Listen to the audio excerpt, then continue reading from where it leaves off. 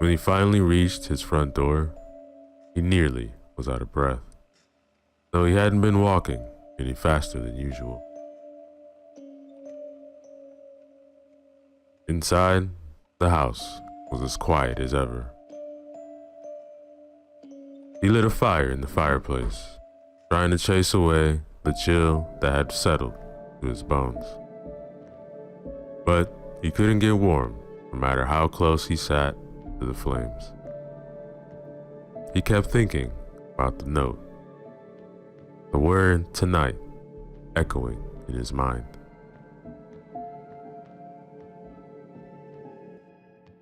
Harold sat in his favorite chair, a photo of Henrietta on the table side.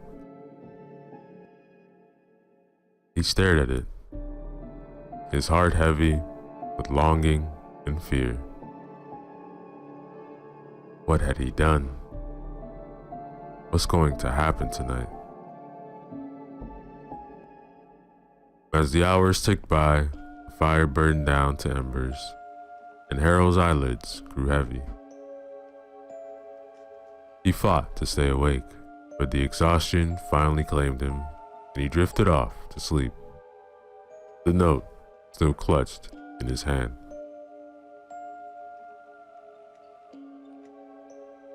It was the knocking that woke him, sharp and insistent.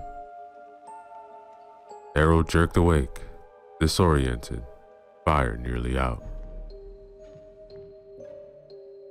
He frowned, trying to shake off the lingering fog of sleep. Who will be knocking at this hour? He checked the clock, 3 a.m. The knocking came again, this time, and Harold's heart began to race. He stood up slowly, his joints protesting, and moved toward the door. As he approached, he saw a shadow through the frosted glass, a figure standing just outside. A figure that matched Henrietta's height. Harold froze, his breath catching in his throat. He looked down and saw, through the gap under his door, a pair of shoes. Henrietta's shoes. The one he was buried in. Panic surged through him. This wasn't right. This was not natural. The knocking grew more insistent, and then he heard a voice. A voice that was unmistakably Henrietta's, but wrong somehow. The words were short, stilted, and forced through what sounded like cracked, dry lips. Harold, open the door. Harold's blood ran cold. He backed away from the door, his mind racing. He wanted to see her again, but not like this. Not like this. He had to get out now. Moving as quickly as his old legs would allow, Harold made his way to the back of the house, through the kitchen and down into the cellar.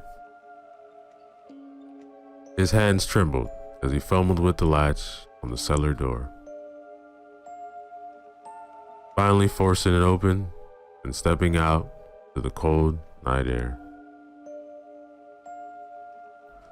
From the shadows, he could see the front of the house, the figure still standing at the door. His heart pounded in his chest as he tried to get a better look. For what he saw filled him with horror. It was Henrietta, or what was left of her. Her skin was pale and stiff, with the unmistakable sheen of embalming fluid. Her movements were jerky, unnatural, as if she were a puppet being pulled by invisible strings. Her eyes, oh, those beautiful eyes that he loved so much, were gone, replaced by dark, hollow sockets. Harold's stomach turned. This wasn't his wife. It was something else. Something that had taken her place, using her body like a grotesque mask.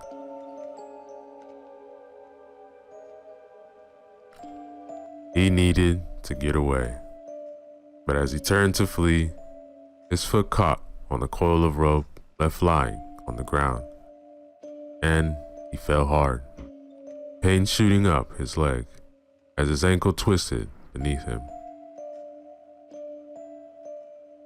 He bit back a cry of pain, but it was too late. The figure had hurt him. It turned, its head jerking unnaturally in its direction, and began to move toward Harold, its stiff limbs creaking with every step. Harold, why are you running? The voice was closer now. The panic that had been simmering in Harold's chest finally boiled over. He scrambled to his feet, pain be damned, and hobbled fast as he could toward his truck. But when he reached it, he realized with a sinking feeling that his keys were still inside the house, right where the thing that used to be his wife was now standing. His breath came in short, panic gasped as he backed away from the truck, knowing he had no choice but to run. The figure, Henrietta's corpse, was moving faster now, a low, guttural cry escaping its throat. Harold turned, fled into the woods, his twisted ankle throbbing with every step. He didn't know where he was going, only that he needed to get away. And as he limped through the darkened forest, the well's presence loomed in his mind. It had caused this. Maybe it could stop it too. Harold pushed through the underbush, his breath coming in ragged gasps. Every step sent a sharp pain shooting from up twisted ankle. But he didn't dare slow down.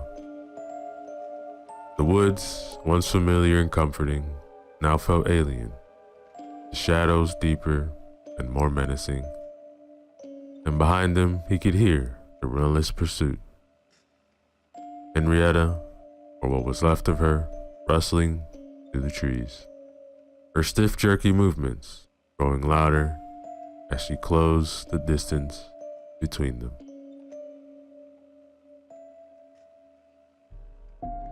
He needed to reach the well. It was the only thing that might offer a way out of this nightmare. The idea of returning to that cursed well filled him with dread. But desperation fueled his steps. If the well had brought Henrietta back, maybe it could undo the horror he had unleashed.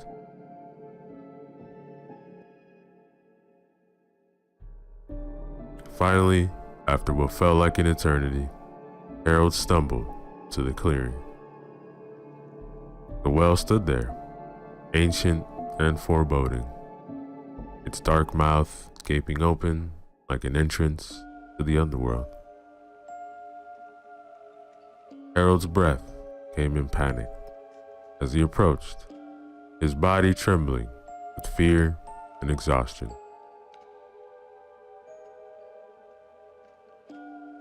The bucket was already on its way up, the rope moving as if pulled by unseen hands.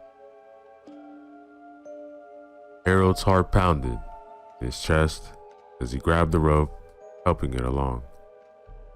Through his hands were slick with sweat. And when the bucket emerged from the darkness, Harold's stomach churned with dread, because inside was another note, rolled tightly like a scroll, with a small match tied to it. And his hand shook as he took the note and unrolled it.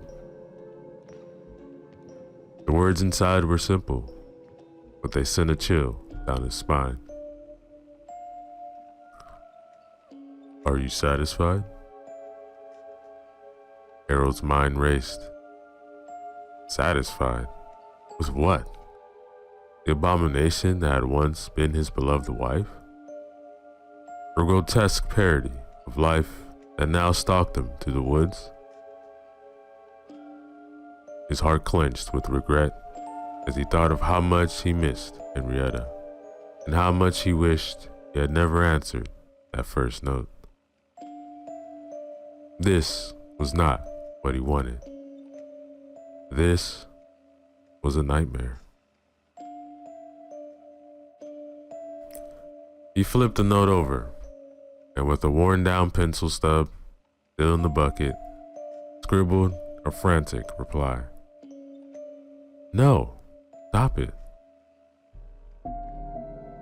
He placed the note back in the bucket and lowered it into the well, the pulling squealing as it descended.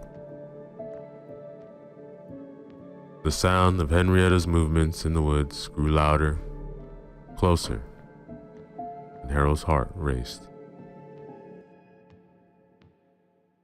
The bucket hit the bottom of the well, and for a moment, there was only silence. Then slowly, the rope began to move again, the bucket climbing back up toward him.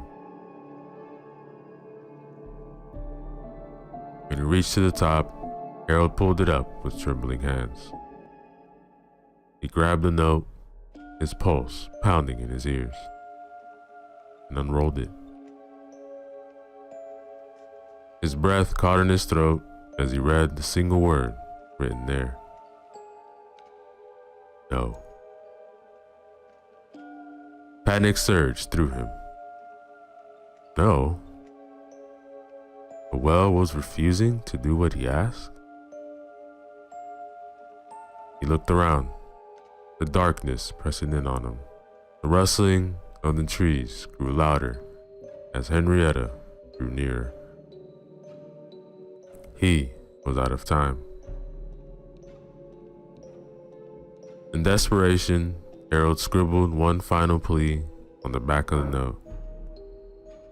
Please stop it, as he moved to place the note back in the bucket. The pulley suddenly snapped with a loud crack. The bucket tumbled into the well, disappearing to the darkness below with a final echoing crash. Harold stared in horror at the frayed rope, his last hope unraveling before his eyes. The well was broken, the bucket gone. He couldn't send the note back, couldn't plead for mercy. He was trapped with the thing that had once been his wife closing in.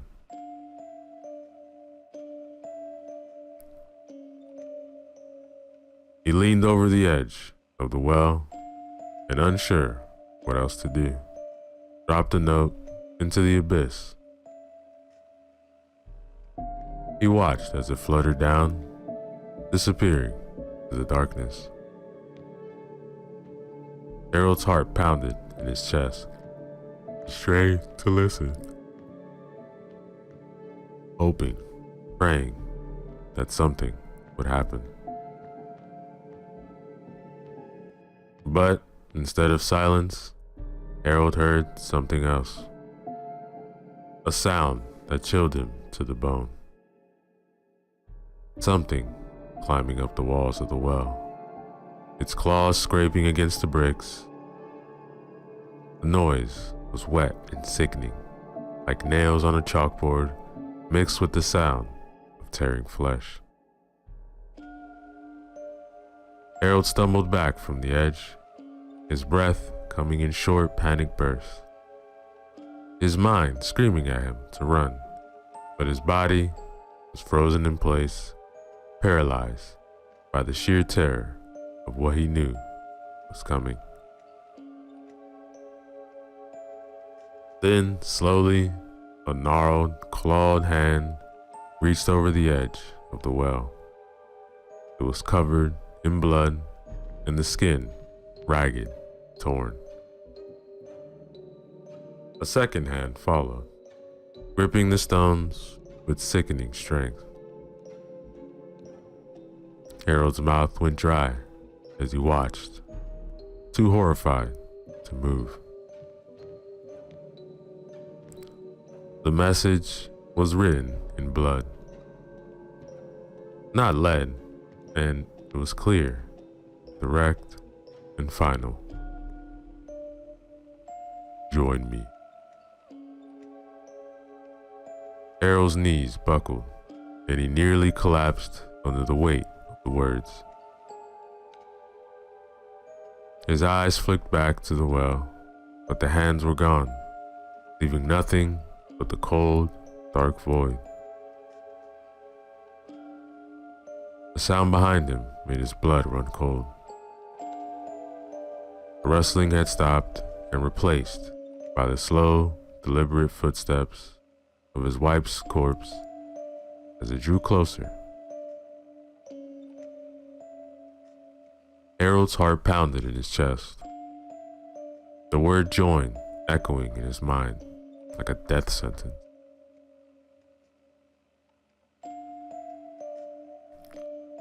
He looked at the well, at the note still clutched in his hand. The only way to escape the horror that was approaching, to stop the nightmare, was to follow the well's command. But how could he? How could he willingly throw himself into that abyss, knowing it would be the end? But then again, what choice did he have? Henrietta was nearly upon him, reeking of decay, her empty eye sockets fixed on him, as if she could still see. Harold could feel the cold, dead breath of his wife on his neck, hear the creak of her joints as she reached out for him. Out of options, Harold climbed onto the edge of the well, his body trembling with fear and pain. The cold stone bit into his hands as he balanced precariously, legs dangling over the edge, looking down into the darkness below. He didn't want to die, but he didn't want to face whatever was coming for him either. His mind raced, searching for any other solution, any way out. But there was nothing. Nothing but the well, the darkness, and the hands that had written those final, damning words. As Henrietta's corpse reached for him, her stiff, cold fingers brushing against his skin, Harold made his decision. Closed his eyes, took a deep breath, and let go.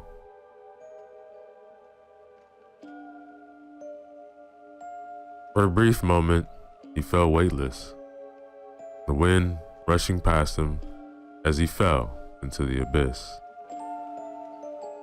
But then the impact came hard, fast, his body slamming into the sides of the well as he tumbled down.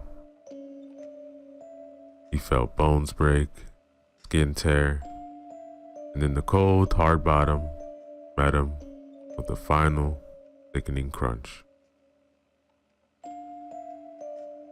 Pain exploded through his body, his limbs twisting at awkward angles as he landed on the shattered remains bucket. Pieces of wood embedded themselves in his flesh, and for a moment, he was sure he was dead. But it wasn't over. Not yet. Harold found himself still conscious, breathing with great difficulty, lying in a cramped cold space at the bottom of the well. He tried to move, but every part of his body screamed in protest. He was alive, but barely. Before his eyes could adjust to the darkness, he heard it. A soft rustling, like paper brushing against the brick walls as it descended to the well. The sound grew louder, closer, until a rolled up note struck him gently on the shoulder and fell beside him. Tied to it was a single match. Harold's hand shook as he reached for the match, striking it against a rough stone. The tiny flame flared to life, casting flickering shadows on the cold, damp walls. With trembling fingers, he unrolled the note and squinted at the words written there. On one side, in the same jagged script as before, was a question that had started this nightmare. What do you want most in this world? For a brief moment, hope flickered in Harold's chest. Was this another chance? One last opportunity to change his wish? To alter his fate? He looked around frantically, searching for something to write with. But the well offered nothing. No pencil, no lead, nothing at all. He scrambled at the bottom of the well, his hands searching desperately for the nub of the pencil he had used before, but came up empty. Panic welled up inside him as he realized he couldn't change his wish. He was trapped. As the match burned lower, threatening to scorch his fingertips, Harold's eyes caught sight of something written on the opposite side of the note, in a handwriting he all knew too well. It was Henrietta's.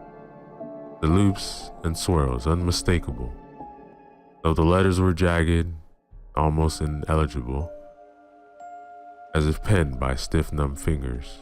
She had written a single word in response to the question of what she wanted most in the world. Harold. Just then, what little remained of his match burned out, plunging him back to darkness, and a wave of primal terror washed over him as he heard the sound he dreaded the most. The slow, deliberate scraping of another body clambering down the walls of the well. Stiff and doll-like in its movements, Henrietta was coming for him. The sound grew louder, closer, as if the very walls of the well were closing in on him. Harold's heart pounded in his chest, his mind screaming at him to escape. But there was nowhere to go. The darkness pressed in from all sides, suffocating him as he heard his wife's stiff, cold limbs scraping closer. Harold could do nothing but listen to the relentless approach of Henrietta's corpse. Her movements slow but deliberate. "Harold," he rasped one final time, her voice a twisted mockery of a woman he had loved.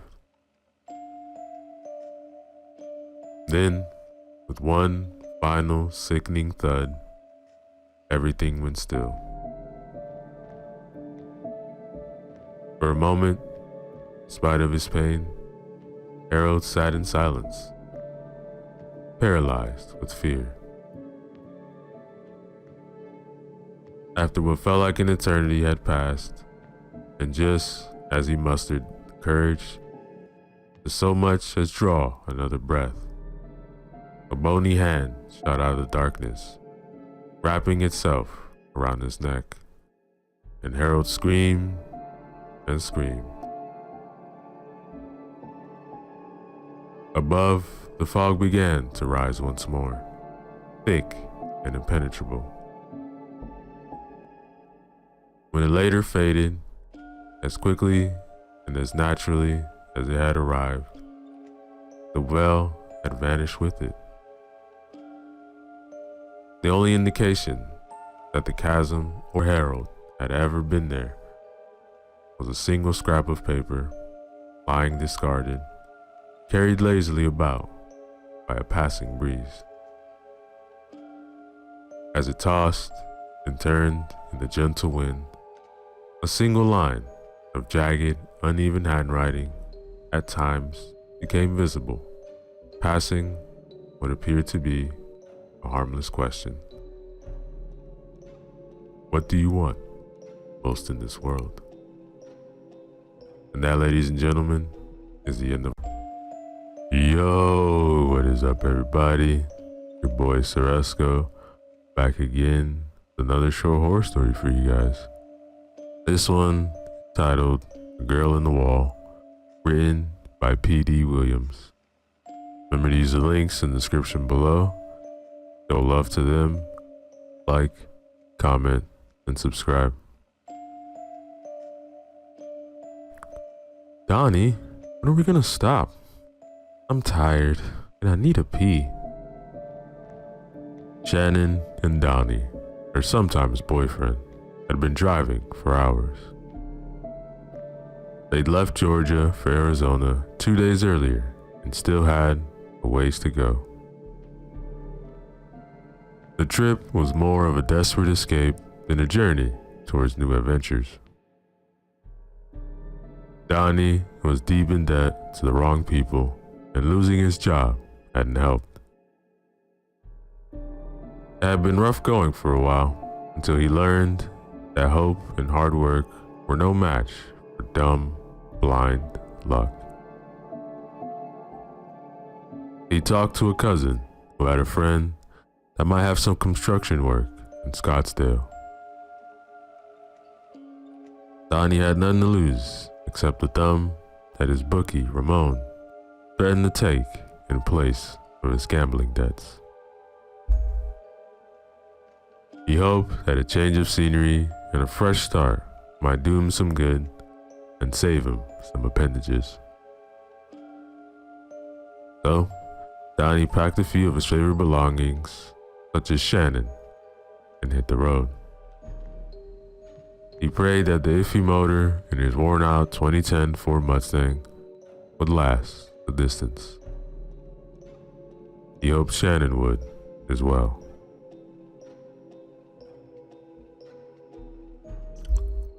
12 hours in, Shannon needed a break. If only to have somewhere to throw up. She was sick from the exhaust fumes leaking up through the filthy floorboard and regretted a 36-ounce bladder soda she'd gulped down around hour 10. "Seriously, Donnie, I need to stop somewhere." "Alright, fine. We'll stop at the next motel. That make you happy? Yep, that, a commode, a nice long shower. No sooner had she spoken than they approached an exit on the interstate. A sun-bleached road sign displayed icons indicating that a bar, gas station, and a motel were within a couple of miles. Donnie followed that long, winding off-ramp to an empty stretch of two-lane road marked Highway 21. A sign posted at the confluence showed the motel was located 1.5 miles down on the left. Everything else was to the right. Donnie headed toward the motel and glanced at the odometer to mark the distance. As he drove, a horrid stench blew in through the air vents. It reminded him of untreated sewage. Shannon crinkled her nose. Oh man, the world is that? I don't know, probably a bog or a pig farm nearby. Too quiet out here. I'm gonna find something on the radio. Great, we're so far out the boonies, you can't pick up anything. Look, just grab one of the CDs and pop it in. If I have to listen to any more Jason Aldean or Foo Fighters, I'm gonna jump out and walk. Alright, bud, don't whine about how quiet it is. Resentment lingered as they continued along the desolate highway. The road was dark, no streetlights, houses, or passing vehicles. Donnie strained his eyes against the night, unable to see beyond the reach of the headlights as creeping shadows swallowed their dim rays. A thick tangle of trees and tall grass closed in on either side. As they pushed on, a ghostly carpet of white mist rolled over the asphalt as if to welcome them. I don't like this. It's creepy. Hey, you're the one who needs to pop a squat and get some sleep. Want me to turn around and look for someplace else? No. I can hold a little longer. Shouldn't we be there by now? The sign said it was only 1.5 miles. Donnie checked the car's odometer. What's up? The odometer says we should have been there 5 miles ago. Well, I didn't see anything with lights on. That sign's probably wrong. Just keep driving. I'll tell you when I see something. Several minutes later, they still hadn't reached the motel. Alright, that's it. I'm turning around. As he looked for a place to make a U-turn, he saw a glowing light in the distance. As they got closer, he could make out a block of bright letters levitating in the soupy night air. Is that a motel sign? Oh, I think that's it. Thank God.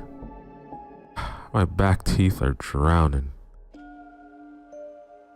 Donnie slowed and turned into the motel's parking lot. Fissures snaked across the ragged asphalt, whole chunks missing like rotted out teeth.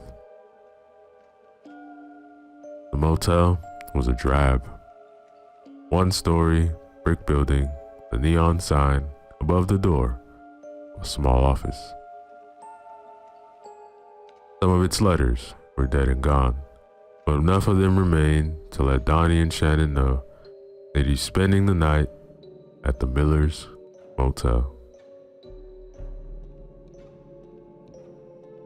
Donnie eased the Mustang into one of the parking spaces nearest the door. He was about to kill the engine when something dark ran past the side of the car. Yo, you see that? See what? Donnie turned off the motor. Look, stay here for a second.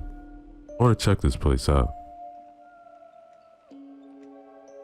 He got out and looked around the vacant lot.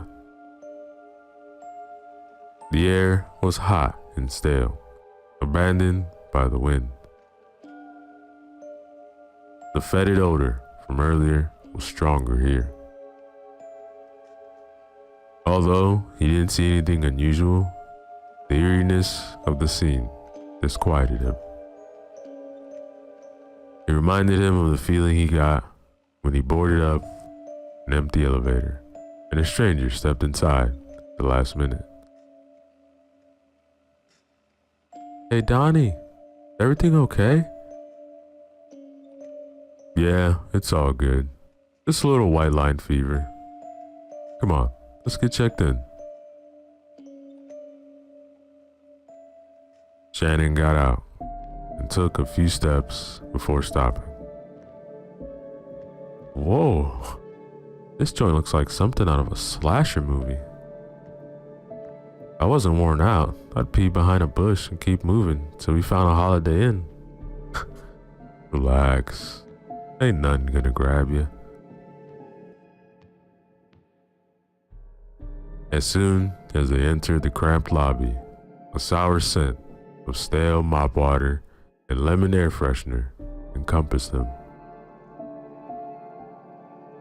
One of the two fluorescent tubes inside the overhead light fixture flickered, creating a strobing effect.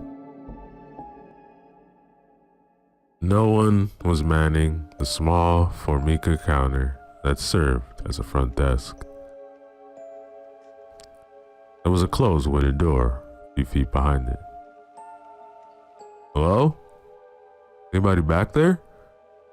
We got customers up front. Just a minute, please. Be right with you.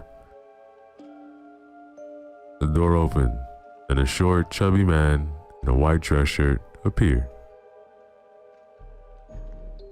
The sweat-yellowed fabric worked in tandem with the overburdened buttons to restrain an overflowing belly. A plastic pocket badge with Leonard imprinted on it complemented the seedy ensemble. What it'll be, friends? Donnie and Shannon took a step back to get out of the range of the clerk's body odor. A nauseous mix of armpits and halitosis. We'd like a room for the night. Alright, I think we can manage that. Placing it on the counter, he flipped through some dog-eared pages until he came to a blank one. He spun the binder around to face Donnie.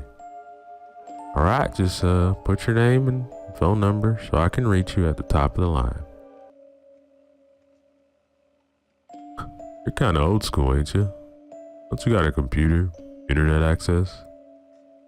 Nah, no service this far out. We don't see a whole lot of business, just occasional one-nighters, just like you two. Yeah, I figured that much looking at your parking lot. So, what do I owe you? I don't know, whatever you think is fair. Seriously? Look, the owner doesn't always come around and you two look dog tired. How about we do $20? Sound about right? Sold, declared Shannon. Donnie laid a bill on the counter as Leonard retrieved the key from the hook on the wall. Here you go, room 11. Let me know if you need anything else. I'm Leonard, and I'll be here all night. Look, when you go out, hang left, numbers on the door. Shannon thanked Leonard, and she and Donnie headed for the room. Along the way, they swatted through swarms of moths orbiting around the bare light bulbs on the side of each door.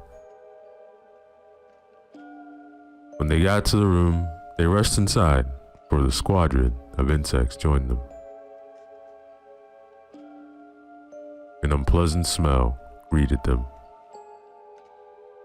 Dark, dank, and pungent. A stink of pot and sex lingering from previous occupants. The gaudy room looked like it hadn't been remodeled for a very long time. The furniture was worn, old, and cheap. Grimy shag carpeting accentuated fading, peeling wallpaper. Donnie flipped a sticky light switch and a lamp sniped down. So, this is what $20 room looks like. Donnie surveyed the squalid accommodations and shook his head. Don't you have to pee or something? You better know it, cowboy. And Shannon made a beeline to the bathroom.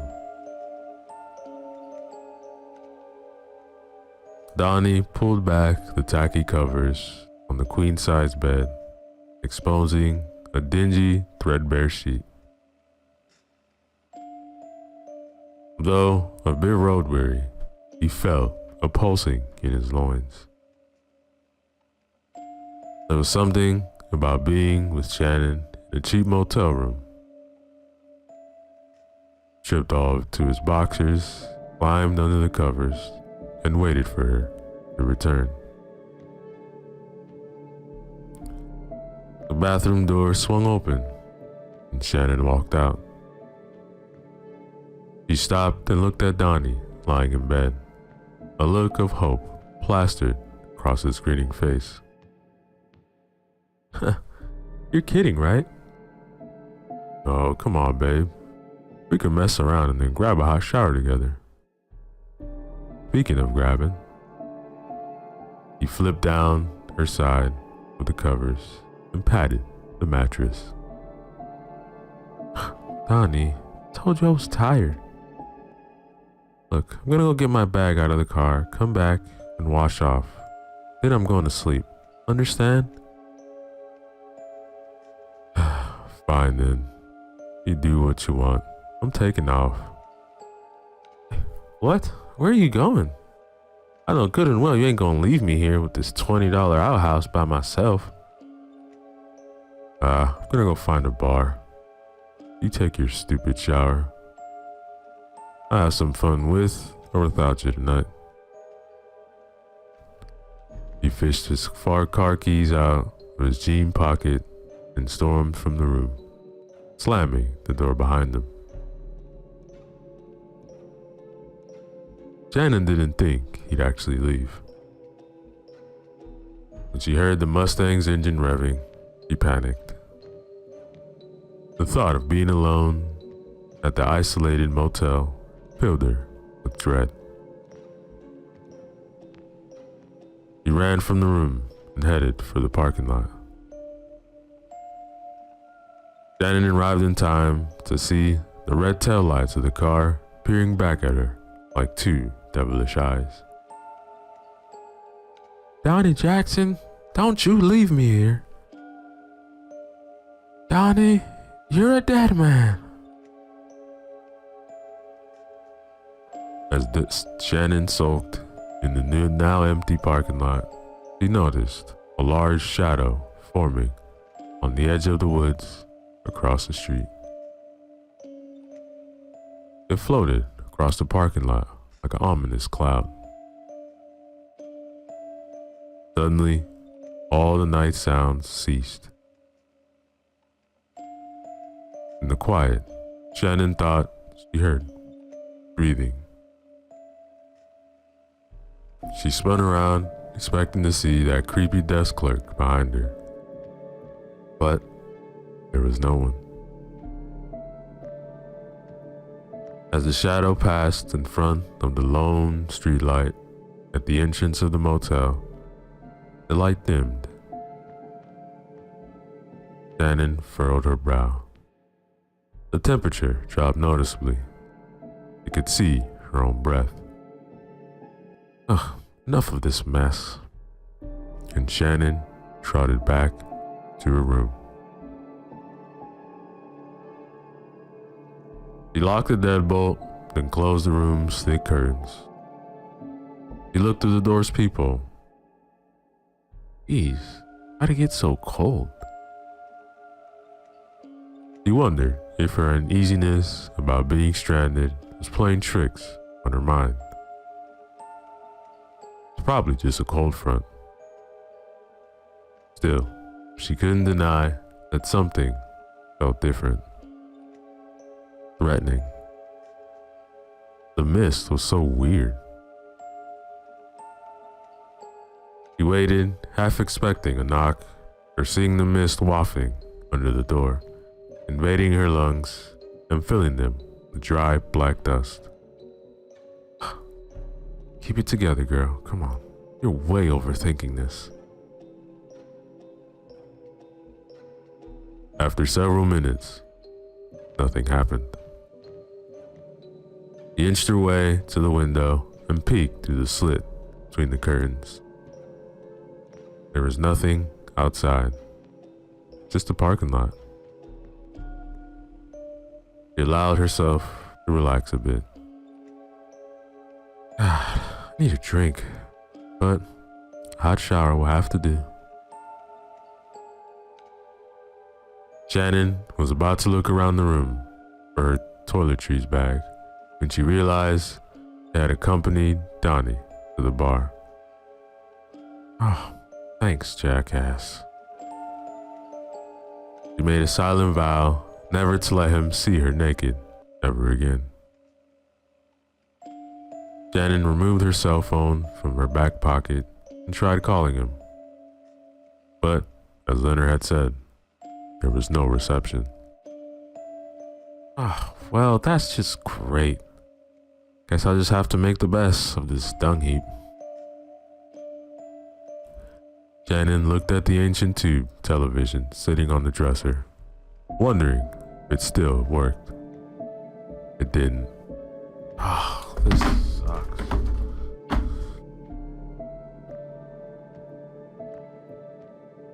He plopped on the bed and stared at the brown water stain on the ceiling. It kind of looks like a cross between a bird and a star. That or a plop of poop. She amused herself by attempting to figure out what the pattern reminded her of, as though she was taking a discount Rorschach test.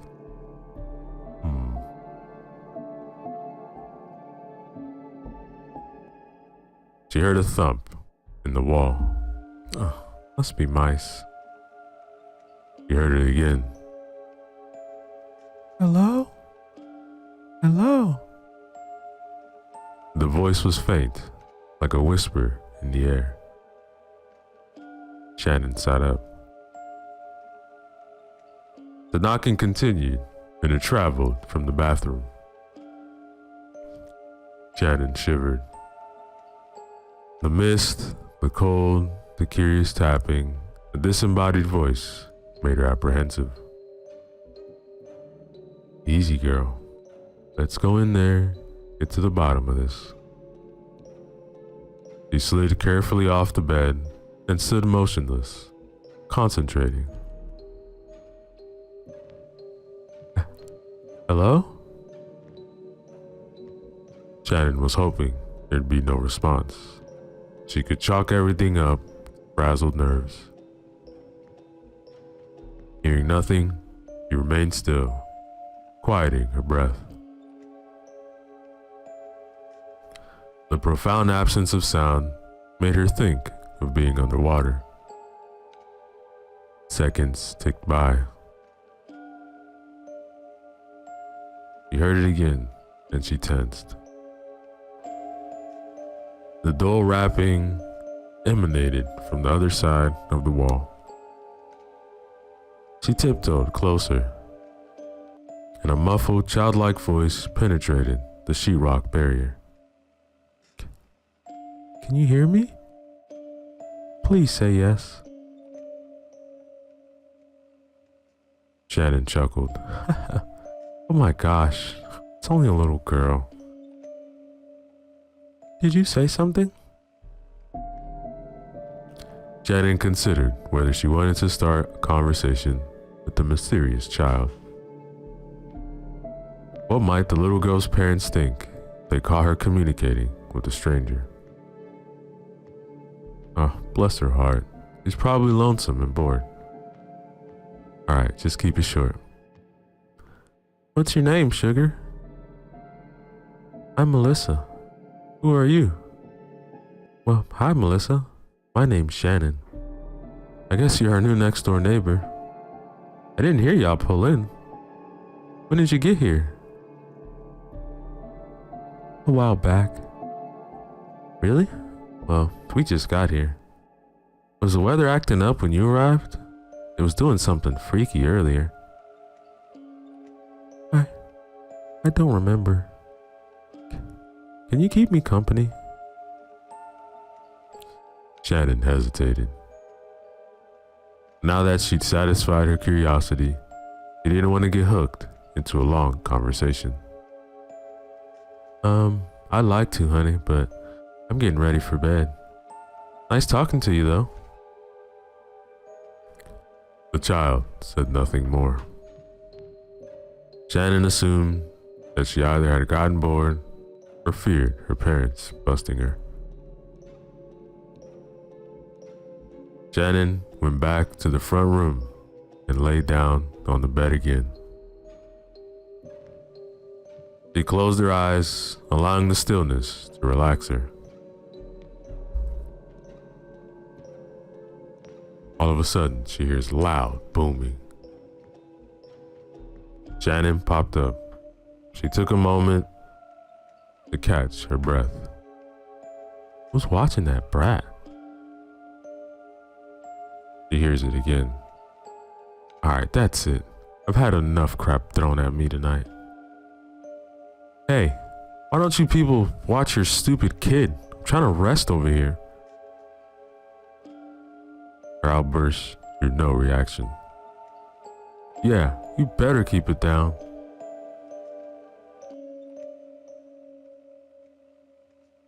All of a sudden, she hears growling that's coming from Shannon's hollow belly.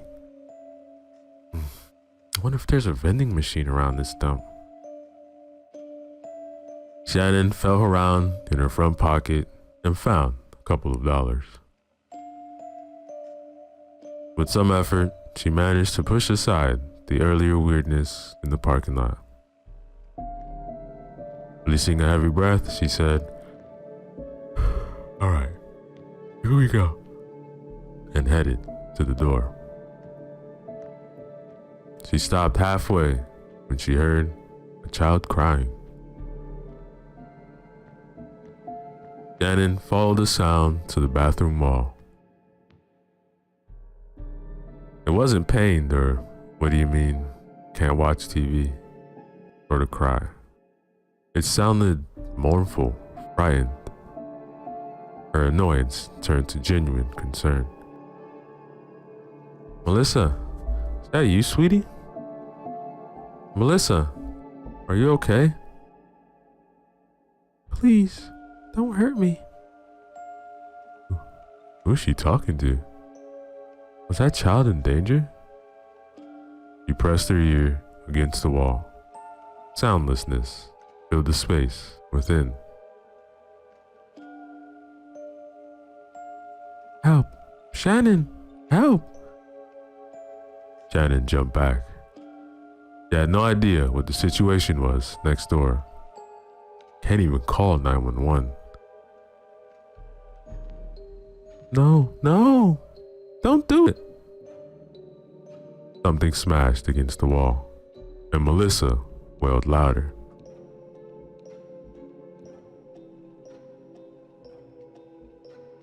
Shannon's instincts kicked in. I'm coming, Melissa. Shannon then bolted from her room, ran next door, and began banging on the door of room 10. Melissa was screaming.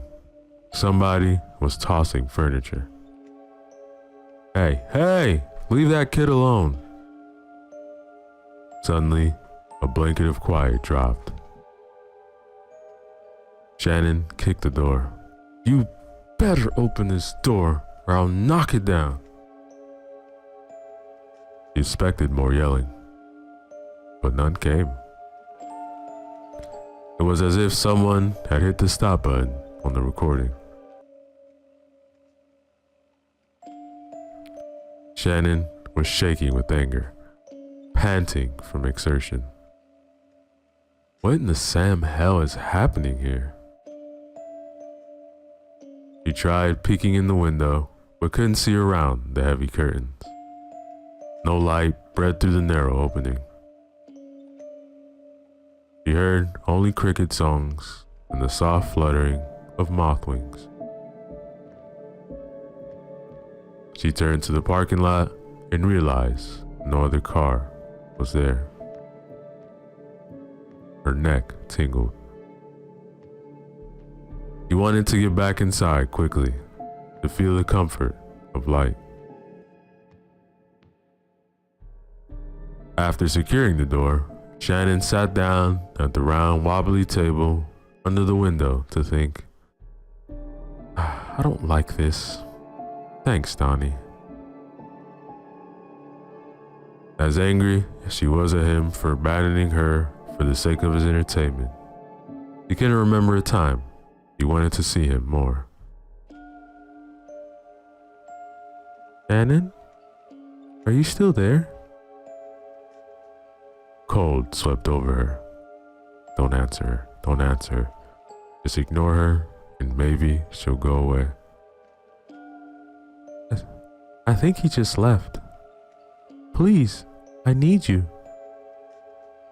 Look, wherever you are, this ain't funny no more. Leave me alone and I'll call the cops. Or at least I would, if the stupid phone worked. But he's coming back. There was genuine fear in the girl's voice. Shannon wondered if she might be dealing with child abduction despite the strange happenings. Or given her anxious state of mind, if there was a little girl at all. He couldn't be sure. I think I'd rather be dealing with ghosts. But her conscience wouldn't let her rest. Shannon went into the bathroom and stood at the wall. Melissa, who's coming? The scary man. I don't want to be here anymore. Please, help me get out. Is there any way out of there? No, I'm locked in and there's no light. She bit her bottom lip. You could use a chair to break open the wall and free the captive girl. But what if the man was still there? Okay, Melissa, I'm going for help. You need to be very quiet. I'll be back soon. But I'm scared of the dark. I need some kind of light. Shannon licked her dry lips. She knew she needed to bring help, but she hated the idea of leaving Melissa alone, crying in the black room. Shannon, are you there? Oh, he's probably close. Please hurry. I'm thinking. Oh, I have an idea. What if I dig a little hole on my side of the wall while you dig one on yours? That way we could meet in the middle. Then I can share your light. Shannon considered Melissa's plan. It might give the frightened child some comfort while she went for help. Honey, is there anything there you can dig with? I don't know. I can't see anything. Look, just feel around. I'll look for something over here. Melissa, did you find anything? No. Did you? No. Then the thought came to her. He scraped the decrepit wall, and a wisp of white dust floated around her fingertip. Okay, look, sheetrock is old and thin, so we might be able to dig out with our fingernails. I'm gonna scratch on my wall. When you hear it, follow the sound and start digging. Okay? You ready to listen? She scratched the sheetrock at the height she thought the little girl might be able to reach. She paused to check on Melissa. Did you hear that? It's about 4 feet from the floor. Yeah, I heard you. I know where you are now. I'll start digging. Here I go. Shannon began chipping away at the drywall. As she's expected, the sheetrock was brittle, so she had little trouble breaking through. She poked her index finger into the hole and wiggled it around so Melissa could better locate her.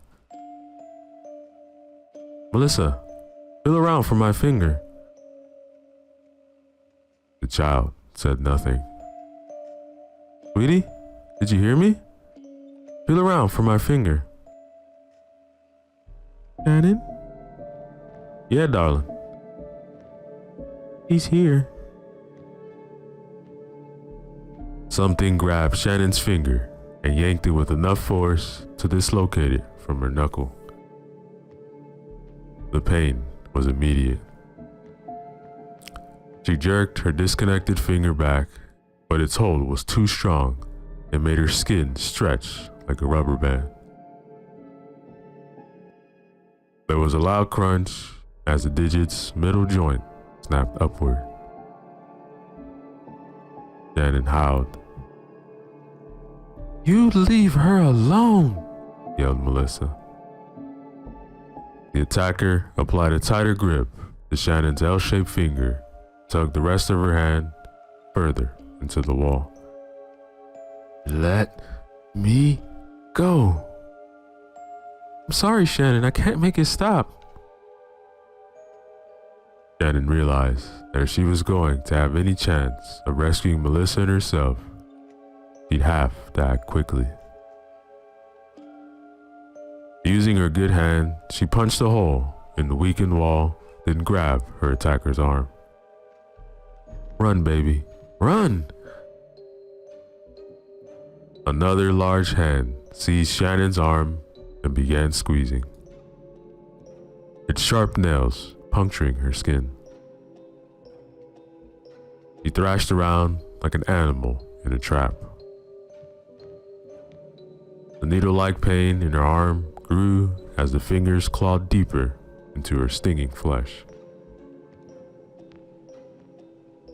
She wailed when the hand fully penetrated her arm, taking hold of the bone underneath. Shannon grunted as mind-twisting terror hammered at her. She put her foot against the wall for leverage and readied herself for the explosion of agony that was to come. As she pushed away from the wall, her arm made low snapping sounds. Her nerve endings were on fire. Screams burned from her vocal cords. Suddenly, the grip relaxed. Shannon flew backward and crashed against the opposite wall, nipping her tongue, the tang of blood culling it. She dropped to the floor and forced herself to assess the damage. Her arm looked like someone had filleted with a dull knife. The bone in the middle joint of her index finger had ripped through the skin. A flood of thick crimson poured from the wound like an open tap. Small white dots formed their vision. She tried crawling from the bathroom, but her shredded arms, blood, and ripped tendons made her slip.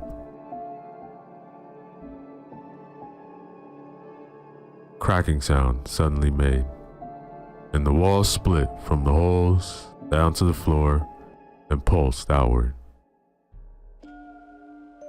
A tall, cadaverous figure in a tattered black suit pushed through the crevice like a malformed baby. The spindly horror had no eyes, just deep black holes, weeping maggots. Its nose had two horizontal slits from which a syrupy discharge oozed. With its drooping skin and long gaping mouth, it looked like a caricature of a screaming corpse. It turned and lowered its bald head toward Shannon. "Come with me." Shannon's deafening shrieks reverberated in the blood-splattered room. Shock overtook her ruined body, masking the pain. With the torment temporarily at bay, she tried crawling with her useless arm again.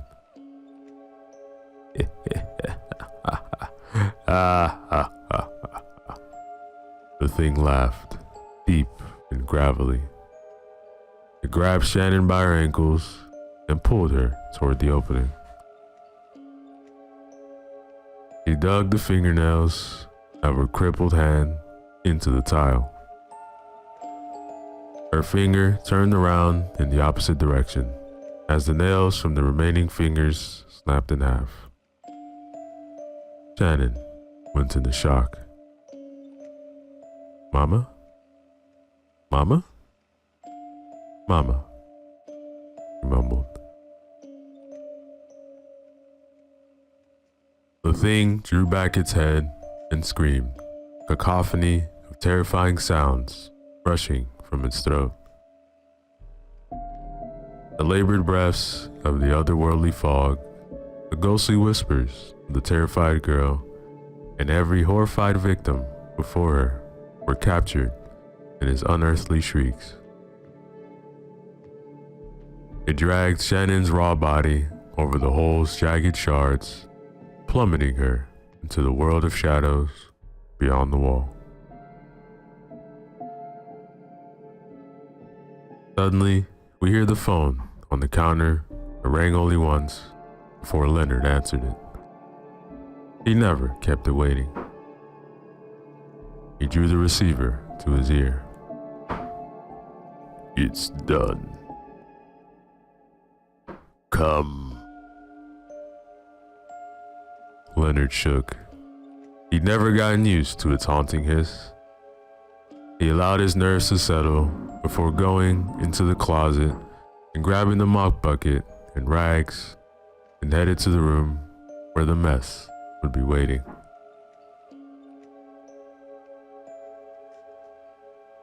A few hours later, Donnie swerved into the parking spot outside room 11. Wobbly and reeking of whiskey, he jabbed around the door lock with the key. Getting lucky on the fourth attempt, he unlocked the door and staggered to the room.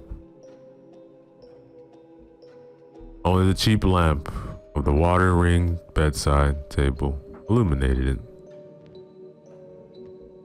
Shannon wasn't in the bedroom. Donnie glanced at the partially closed bathroom door.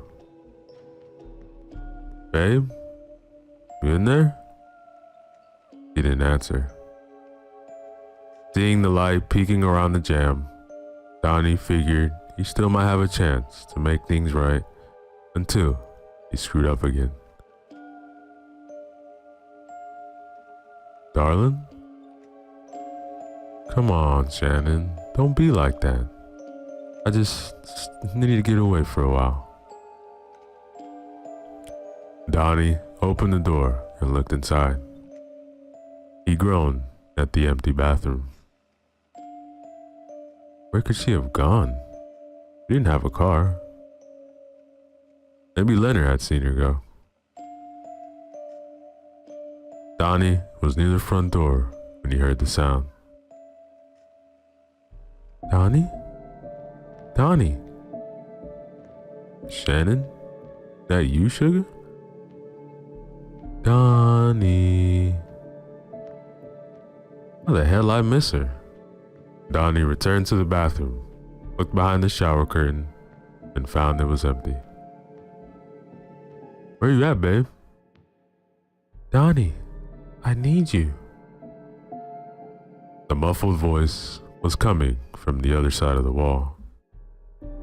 He went over and leaned his ear close to it. Shannon, what are you doing next door? When she didn't answer, he pounded on the wall. Shannon, quit fooling around and get back over here. Look, I'm sorry I left you to go drinking. Donnie, can you hear me? Barely. Look. I'm tired of all this crap. I'm coming over there. Donnie, listen to me. I need to be quiet as possible. Come closer to the wall. Baby, it's important. Donnie pressed the side of his head against the discolored sheetrock. Okay, what is it? He didn't have time to scream as the hands burst through the wall, grabbed his head, and pulled. The phone in the grimy office rang. Leonard answered it on the first ring. He never kept it waiting. And now, ladies and gentlemen, yo, what is up, everybody? It's your boy Ceresco, back again. Another horror story for you guys. This one is titled The Jungle, written by Matt Demersky. Remember to use the links in the description below. Show love to them. Like, comment, and subscribe. I drink not because I like alcohol, but because I've recently seen the horrifying underbelly of the world. And I can't go back to blissful ignorance in any other way than through the bottom of a bottle. I can't sleep either. So I'm writing this out to hopefully get some of the poison out of my head. It began with a picture. I'm nobody special, don't get me wrong. Just the opposite. Not a detective, not a cop, nothing like that.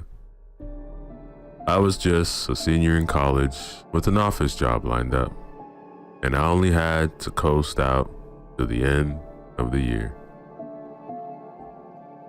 All that free time made me vulnerable to questions. The question and the picture that came with it would have just flawed past my mind like every other bit of internet flotsam, if not for that particular state of aggravated bored I found myself in that freezing February afternoon.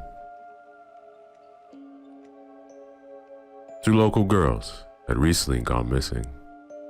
That much I knew.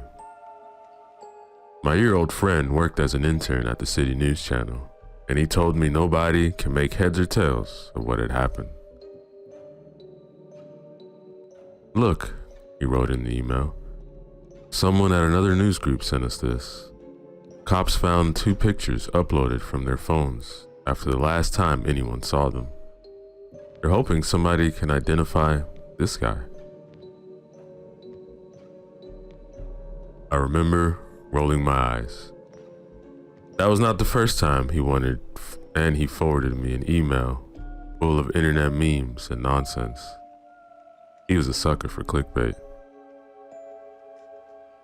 The pictures were the typical scary type, taken in darkness and limited in scope, such that nothing could really be discerned beyond. Look at how weird this is.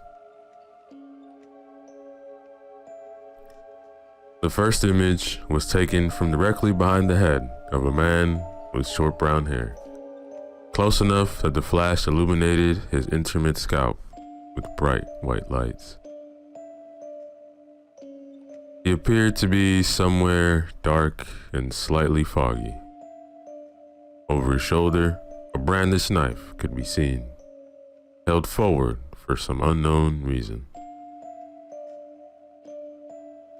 The second image was of a man lying face down in a hotel bed, surrounded by empty liquor bottles and scattered pills. From his disheveled and sweat-matted short brown hair and the shape of the back of his head, it looked to be the same man. Convenient that his face was hidden in both shots. Behind him was a peeling hotel wall and a mirror that somebody appeared to have spit on. In the mirror, it was possible to see the man's left arm held out in such a manner that he was taking the picture himself with a cell phone. Given the context, I guess the phone belonged to one of the two missing girls.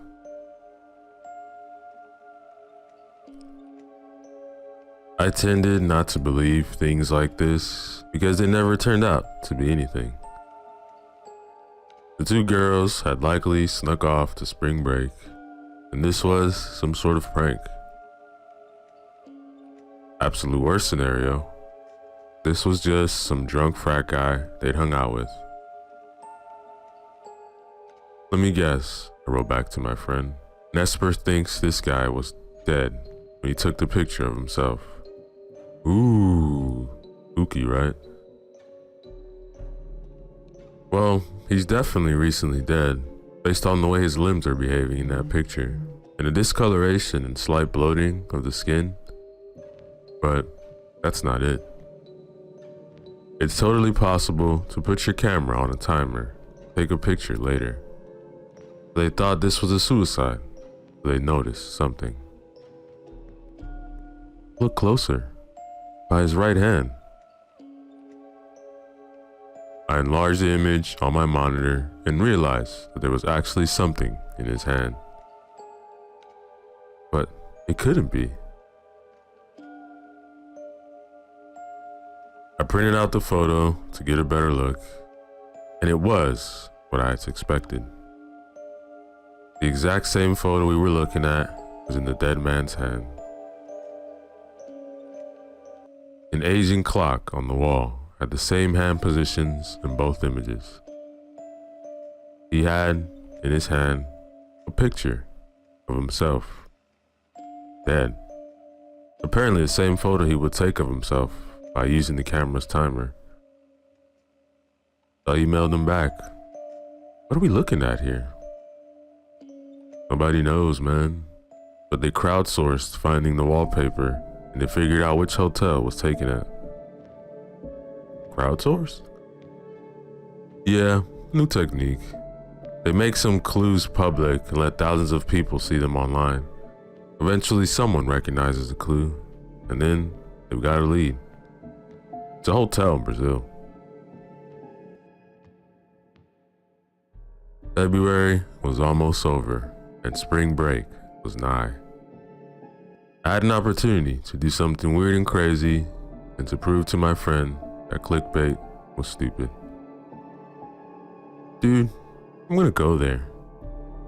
Where? That hotel. You're not serious. Why not? I mean, I got my passport because my mom pestered me to do it last year. And I've got the money to fly down there because of my summer internship. Look, there's nothing to see. I'll hang out on the beach and have a normal spring break, you know? Alright, but look, I can give you the specific hotel, but you sure you want to do that? That's like crazy.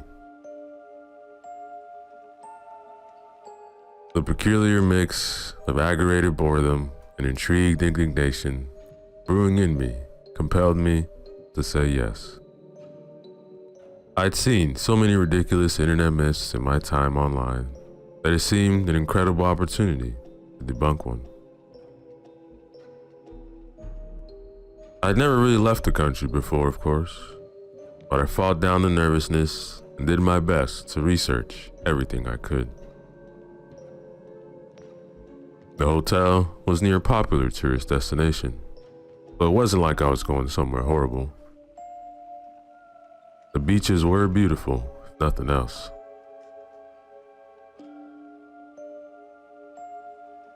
The trip by plane was disarmingly familiar. Civilization, air conditioning, a safety shrouded me all through the flight, landing, and disembarkmentation. I waited for my bag while a bunch of people stood around checking their cell phones. Just like home, and it didn't hit me that I'd flown to a foreign country and continent. I barged through the last glass door and it smacked right into a brutal wall, humid heat. It was straight winter back home, and here it was legitimately late summer.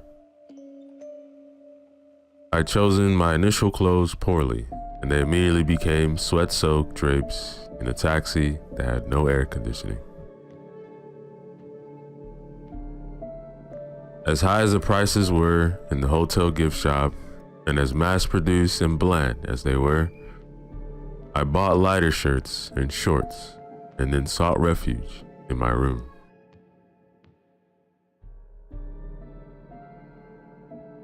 I sat by the wall air conditioning unit until I'd recovered, and then I looked around my room.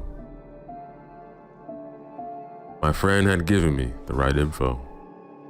The wallpaper was the same pattern from the photo, and the bed, the mirror, and clock were all the right design.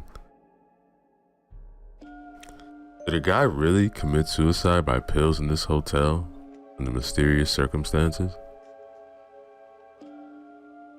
The nearness of it sent a biting air-conditioned shiver down my spine. Scary images sent in email chains online were supposed to be stupid myths, not something from a specific real location. Once acclimated, I fought the churning fear in my stomach and forced myself to walk down to the lobby. I had pictures of the two girls on my phone, and I was debating whether to ask the concierge about them. I didn't have to. Photos were already on a bulletin board by the front desk, among others. I remember laughing nervously. What? Oh, tourist. Yes. Well, I figure I might as well try, or else my friend will mercilessly tease me about flying all the way down here for nothing. I touched the pinned papers. These two. Very bad, very stupid. They went on a hike and never returned. He waved his hands for a moment before seeming to settle with a sigh on a less accurate word. The jungle. It eats people here. That was something more than the gossip back home about the incident. A hike? Yes. Many trails have beautiful sights. Calm and peaceful, bellies the danger beneath. Do not go swimming, the currents are swift. Do not climb, the rocks are loose, and the trees untrustworthy. Do not stay after dark for the He paused again and appeared to frown at having to use the same word. The jungle. Yeah, it eats people. Is it safe to go alone during the day if I stick to the marked paths? He glared at me, but drew lines on a local map to show where the girls had said they were hiking. Look, man, I don't want to put your picture up there too. But a policia did not go looking, just gave us these papers. We did not risk our own to find foolish tourists. It's possible that those two are still alive. The jungle did not find them at night. Hurt maybe. It's sad. I gulped but put a brave face. What was I doing? And why? I clutched the local map and adjusted my backpack as the concierge went back to his duties. I should have just gone home. I remember thinking I wanted to go home, or even just to the beach. But presented with a stark, cold fact like that, the police didn't even look? It felt impossible to go sit at the beach and ogle woman while two fellow American girls were possibly dying at the very same time.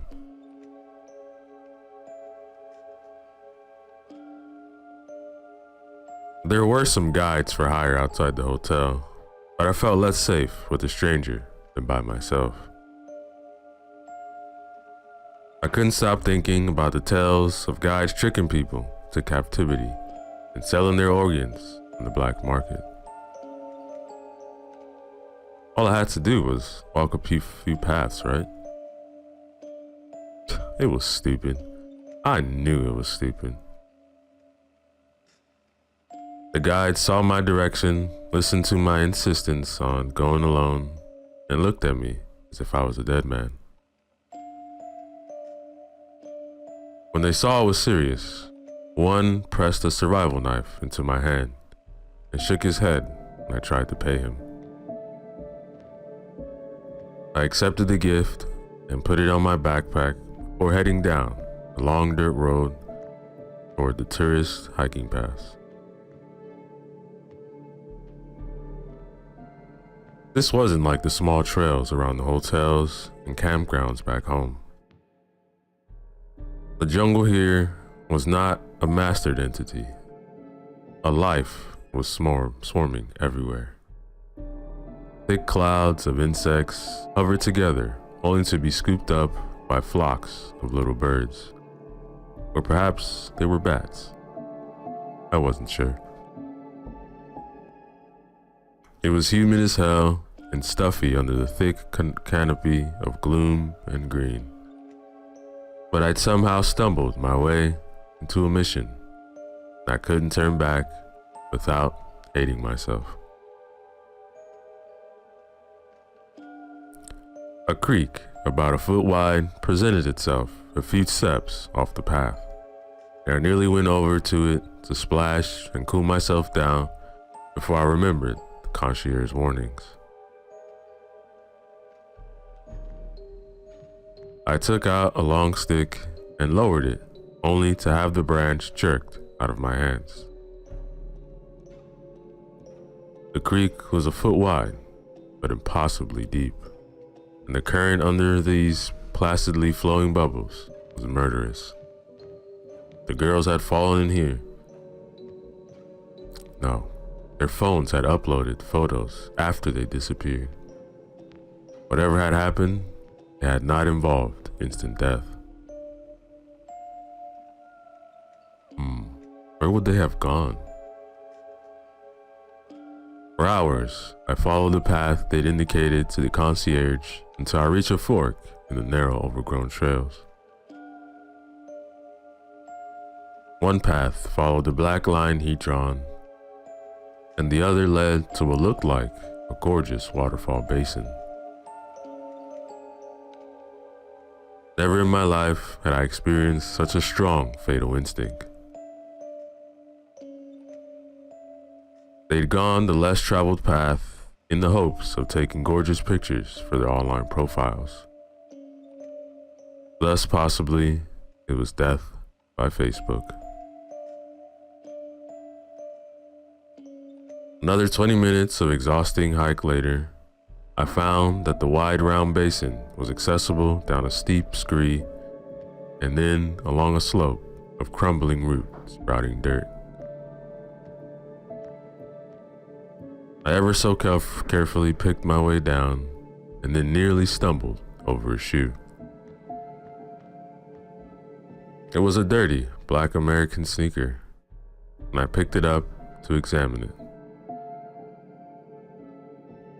Jumping back and letting out a short scream of shock, I threw it down to the ground. It had a foot in it. A foot! Holding back overwhelming revulsion, I peeled back the tongue of the sneaker and confirmed that it was a female foot. Oh God, I can still remember how it smelled. I can still remember the swarming flies and budding maggots in that stump of red flesh. Yep, they were dead. I leaned back against the root-sprouting dirt wall behind me and tried not to throw up. I'd come all the way out here to find a rotting foot. This was why the police hadn't looked. Why they never looked. They were all right in assuming anyone that didn't come back from this horrible tangle was just plain dead. I checked my cell phone. No signal, of course. I couldn't see the sun through the maze of greenery above, but my phone said it was getting late on the schedule I'd set for myself. Dusk would be coming, and it was time to head back. Even though I'd ignored the warning about climbing, I intended to heed the one about avoiding nighttime. Every single bush and hillock out here hid something alive, and I didn't want to see what might emerge in the dark. And then I heard her. Help! It was the faintest echo through the dense foliage, but I was dead certain it had been a hopeless female shout. I shouted back half a dozen times, even screaming till my throat was raw. But she didn't seem to hear me in return. Or maybe she was incapable of shouting again. It hit me. One rotting foot didn't mean they were both dead. They could both have been alive for all I knew, and the foot was the result of some injury or animal attack that left them stranded or hurt out here. Damn, if only I'd gone home 30 seconds earlier, I wouldn't have to keep looking.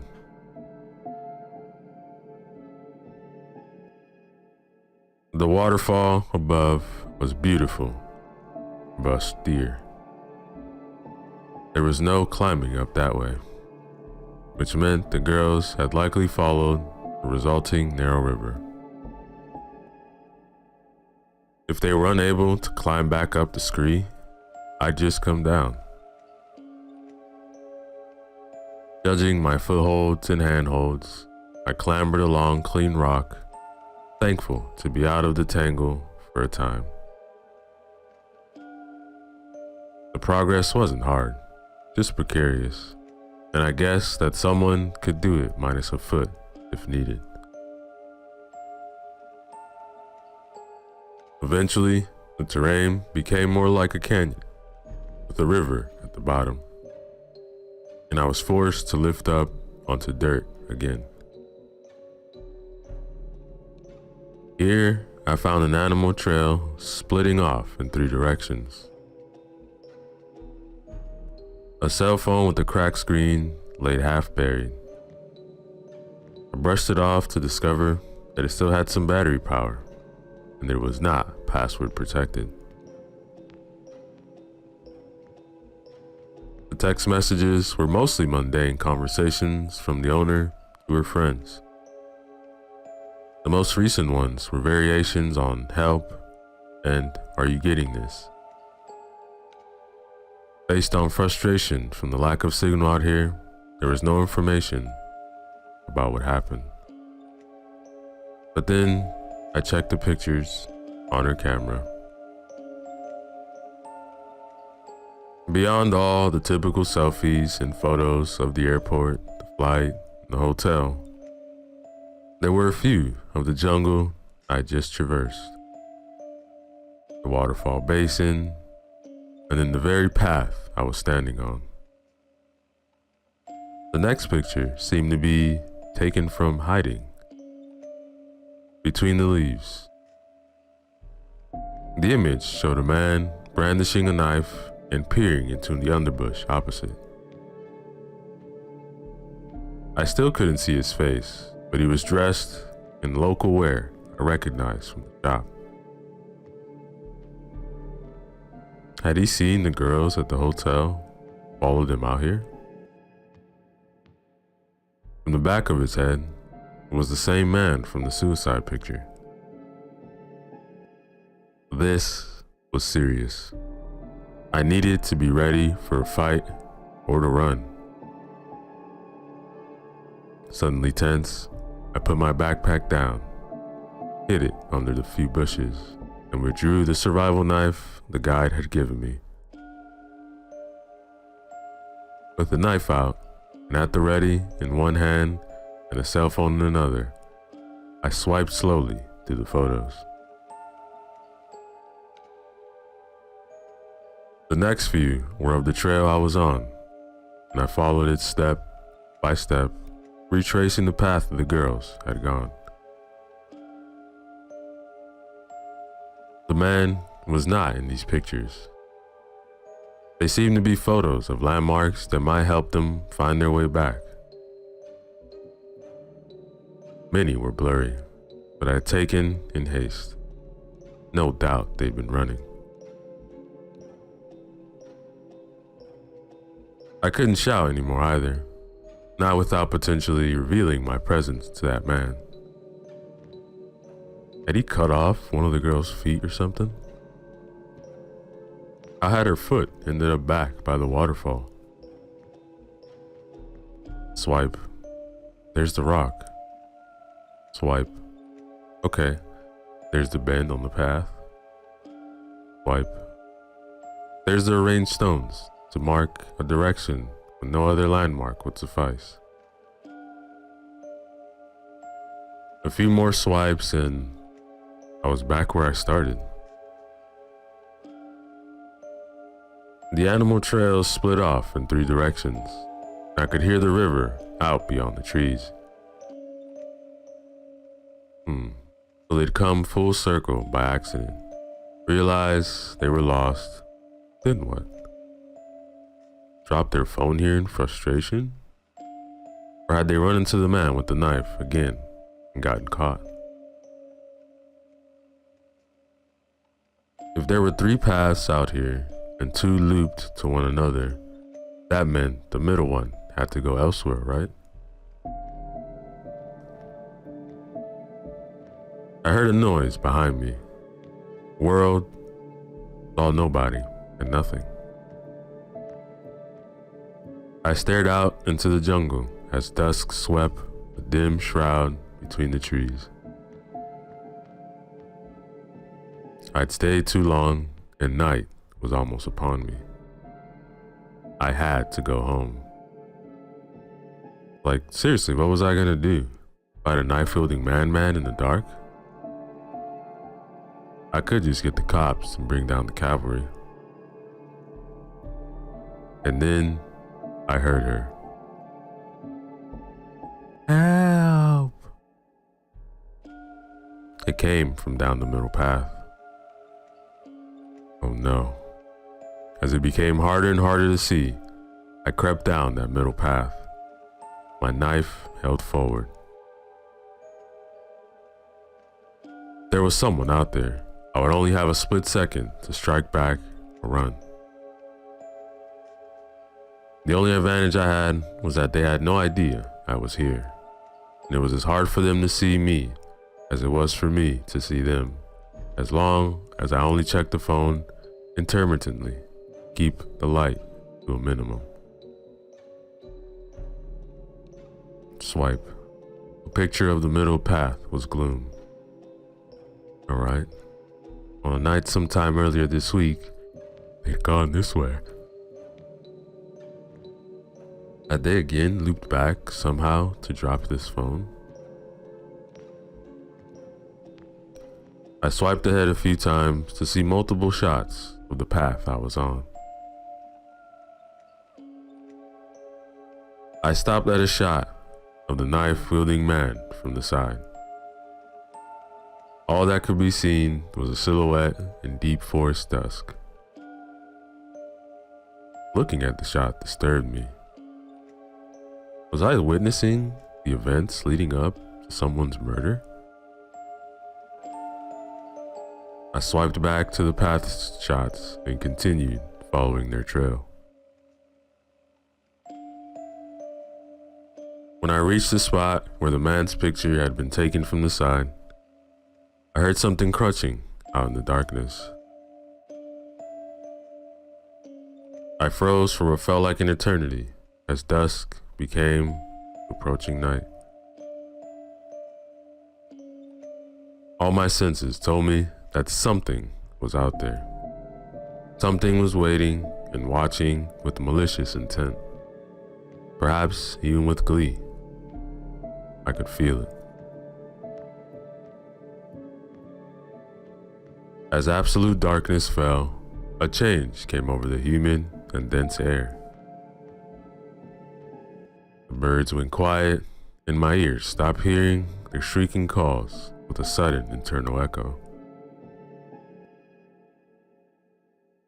I thought I'd gone deaf for a moment, but I could still hear my own breathing. Moving step by quiet step back down the path and behind a boulder, I got out the phone to light my way and check for their pictures. Help! I turned my head suddenly to try to get a bead on the scream in the absolute silence. It sounded closer somehow. Help! This time, it came from the opposite direction, a little bit further. Help! That one came from the right on the path ahead, exactly where I had been walking before the sensation of being watched had stopped me in my tracks. It was the same scream every single time. The same intonations, the same length, the same emotion. I swallowed down panic. That girl had died days ago, and someone or something was using her last scream to toy with me. It was insane to think so, but it was the only conclusion.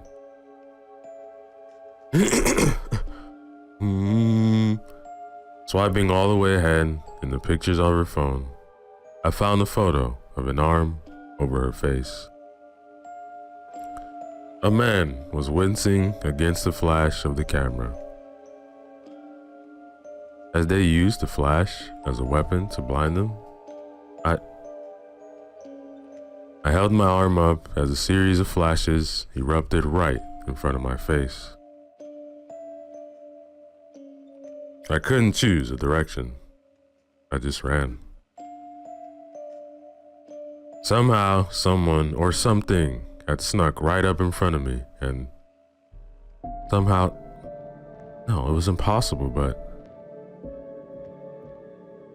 pushing down the trail, I ran in absolute terror until the same scream erupted a few feet ahead of me. Help! It was loud this time, painfully loud, and I sliced at empty darkness. The light from the phone showed nothing ahead, just unmoving leaves and fronds. I held the knife forward with no idea what I could even do with it, until a series of flashes went off right behind my head. Was it behind me? I ran for my life. Down the dirt, climb along the river canyon in the dark, led up the scree, and sprained my ankle. That's what I remember. limp along the path I'd come down earlier that day. I'd lost my backpack and the map inside it. I thought I could remember, but the jungle transforms at night. All the landmarks I looked for were impossible to find in the darkness, and I knew something was out there hunting me. Obviously, because I'm writing this now, as I said, to get the poison out of my head. I made it out of there, but not for nearly a day. I spent that night crammed into a small rock hollow with stones piled up to the block, the entrance, and only enough space for my knife to stab out. All night long I hear, "Help! Help! Help!" from right outside my hollow. Help! Help! Laughter and random bits of conversation mimicking what the two girls had said to each other before danger had found them. It stalked and watched them for hours before night had fallen. A foot. That's all that was left. A foot severed by powerful jaws. When dawn finally rolled around, my sleepless body practically dragged itself out of its own accord. I don't fully remember what happened when I returned to the hotel, but they took care of me, and I did not tell them I found their cell phone. And you know what? It's been 5 days, and I'm supposed to fly back to the States tomorrow night. But I happen to know I'll never make it. I sit in my hotel room and stew in my own nightmare. I can hear it calling from the deep of the night. It's out there, mocking me still, waiting because it knows I can't escape. All of those pictures were taken before they ever happened. All part of the horror in the jungle, where time knows nothing of the strict structure of civilization. I only came out of here because of that last picture, the only one that hasn't come true yet. How messed up is that? So, I sit here clutching the photo I printed out with the last picture, and I drink. And I take pills to try to knock myself out before it comes for me. I'm not killing myself. I just don't want to be awake when it happens. It's creeping closer now. The cruelest part of this clock on the wall. I know the exact moment as it ticks closer and closer, second by second. Another swig, few more pills. It's slithering up around the bottom of the clock now. The bottom of the basin. The bottom of my heart. Numbing. He said it, and I didn't listen. Jungle wasn't the right word, and he straight up said it. He told me directly. It eats people here. And that, ladies and gentlemen, is the end of our story. Yo, what is up, everybody? It's your boy Ceresco, back again. Another short horror story for you guys. This one is titled The Devouring Mirror, written by H.K. Reyes. Remember to use the links in the description below. Show love to the author. Like, comment, and subscribe. Oh, that one is very special, said the old man running the antique shop. Emily looked up from her phone to see a large Baroque mirror with a gilded frame of carved flowers. The late afternoon sunlight that shone through the storefront glittered over the frame, making the flowers appear to throb and writhe on the wall. The spotless circle of glass reflected Emily's body back to her.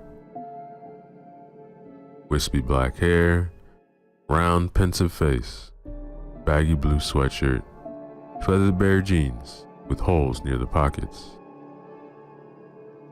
Her nose twitched at how ridiculous she looked, encircled in flowers on this tacky thing. "Oh, it's perfect, isn't it, Em?" her mother said.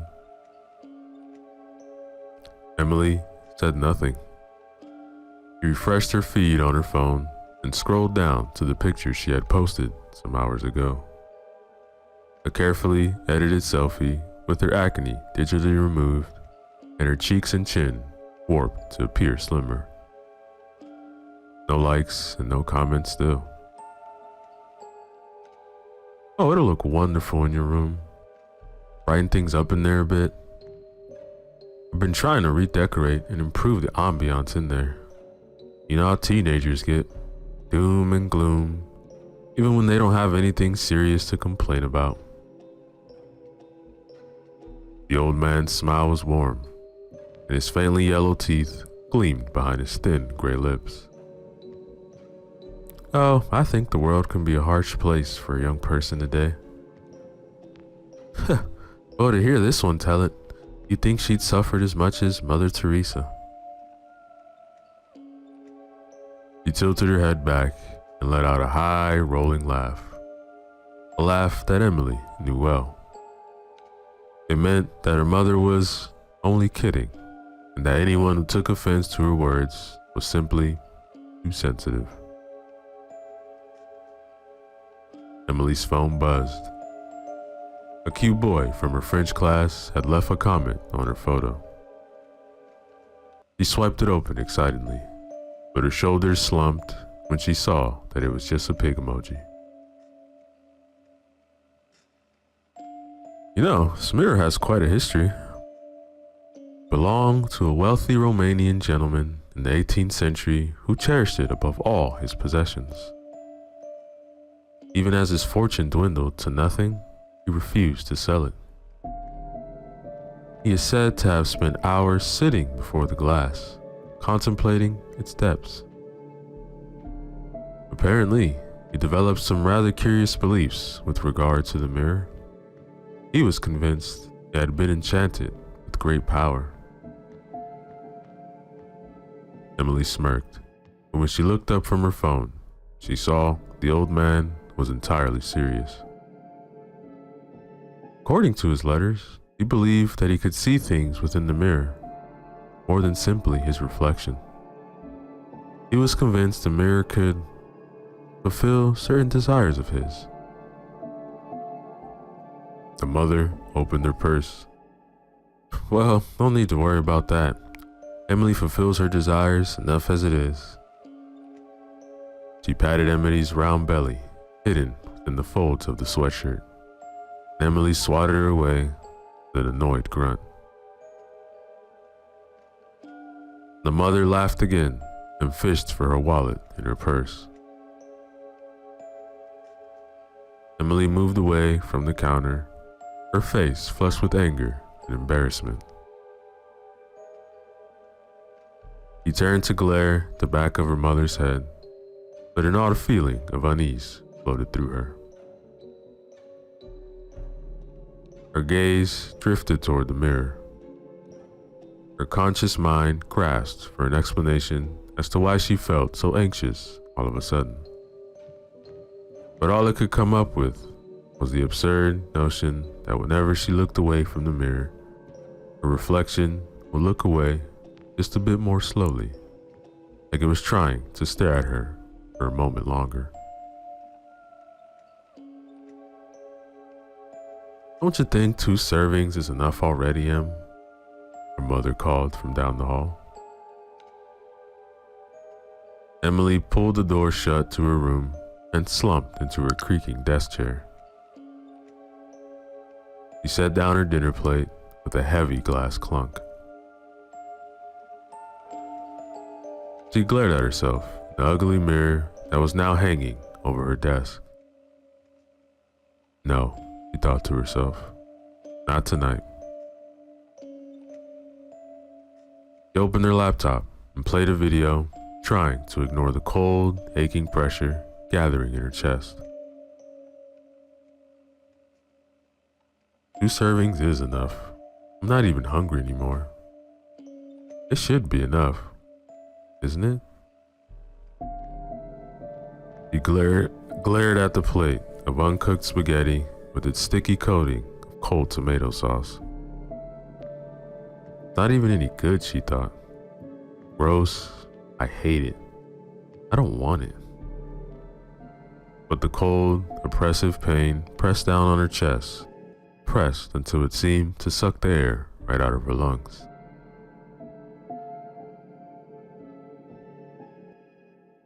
She slammed her laptop shut, snatched the plate, and shoved pasta in her mouth.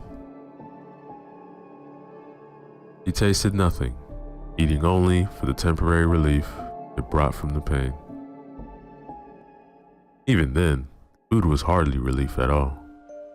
Just a single stone removed from a great heap under which she had been buried.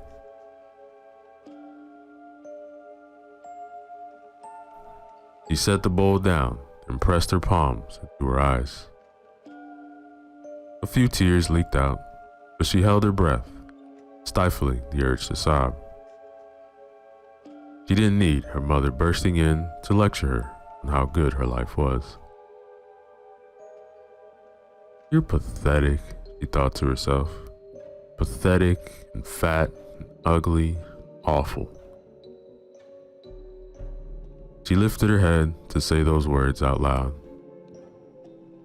She saw that her reflection was smiling at her. She gasped. Terror flashed through her, and her legs became slabs of frozen iron. She couldn't move, couldn't scream.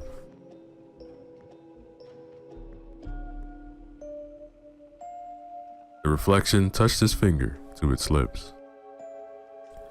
Its smile held no malice, no hostility.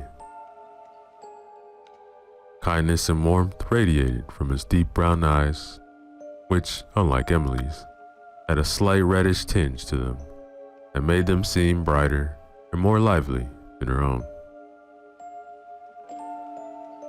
Emily felt her fear leaving in a slow pace. She raised her hand, its fingers barely peeking from the sleeve of her sweatshirt, and she waved.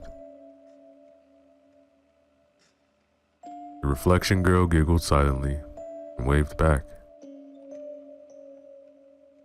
Emily swallowed to moisten her throat. What are you? The reflection brought its hand to its chin in a cartoonish show of thinking. It shrugged and giggled.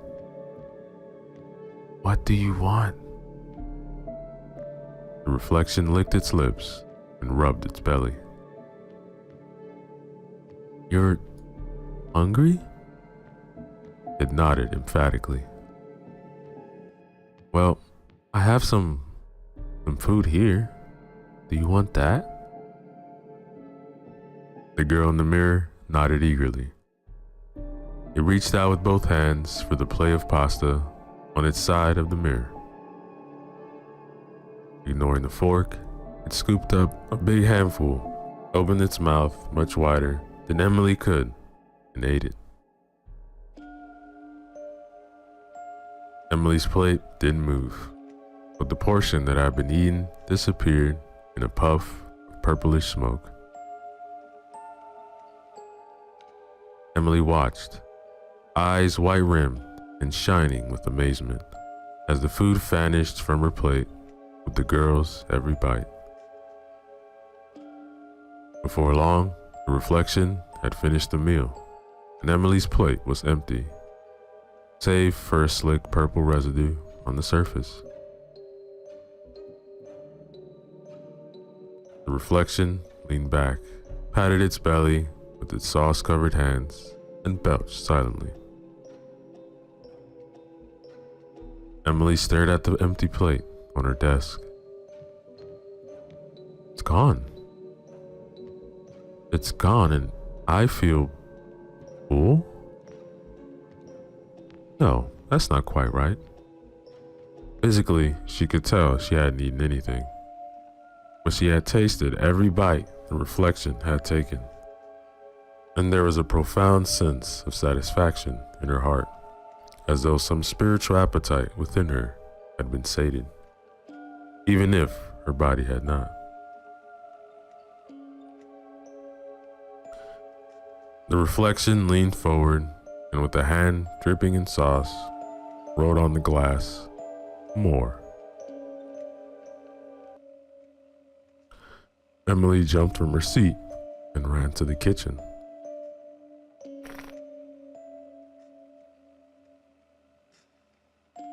Her mother called down the hallway, "Dessert too? Em, you're never gonna meet any boys unless you start taking better care of your..." Emily slammed her door and dumped an armful of candy, chips, and ice cream on her desk. The reflection ate ferociously, ripping packages open with its teeth, shoveling sweets and snacks to its gaping mouth by the fistful. By midnight, both Emily and her reflection were slumped over, exhausted on their desks. The reflection's belly, now round and distended, rose and fell with every labored breath. Emily felt full to bursting, even as her stomach growled. That was amazing. It was like eating, but not eating. I don't have to feel bad about it. The reflection laughed. Potato chip flecks splattered against the inside of the glass. She lifted her finger and wrote in a smear of grease and melted ice cream, "I will eat for you, so you become beautiful." Why are you being so nice to me? He writes, "Because you, same." Emily slept soundly that night, feeling that life was about to become very different.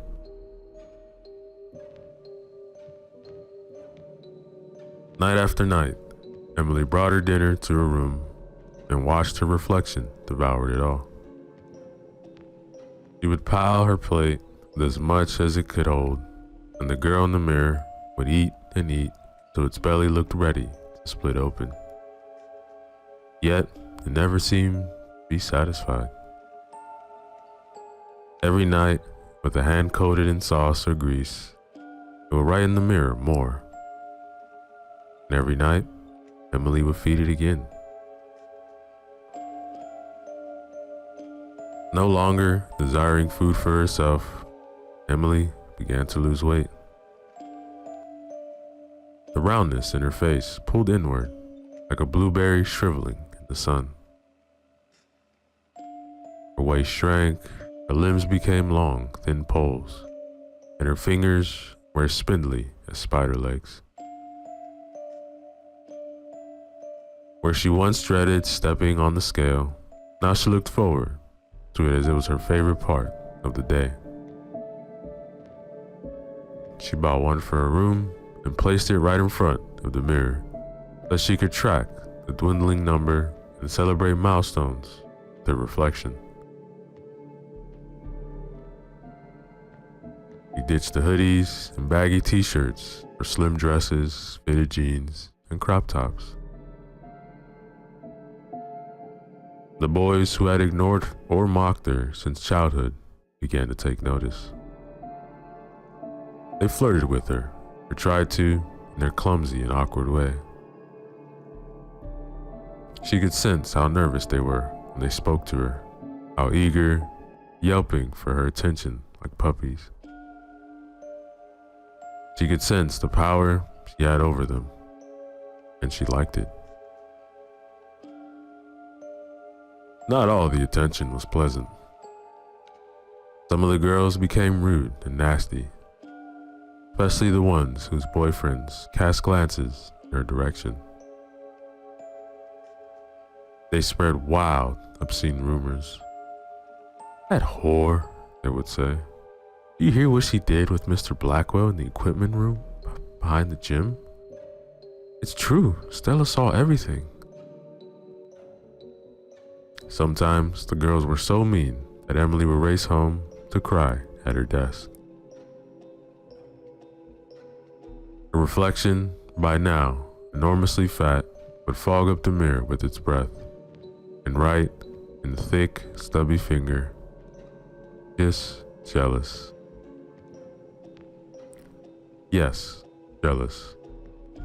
Emily knew it was only jealousy that motivated the cruelty of the other girls. They said it had been jealousy that drove Mrs. Cobb to hold her back after biology class one day.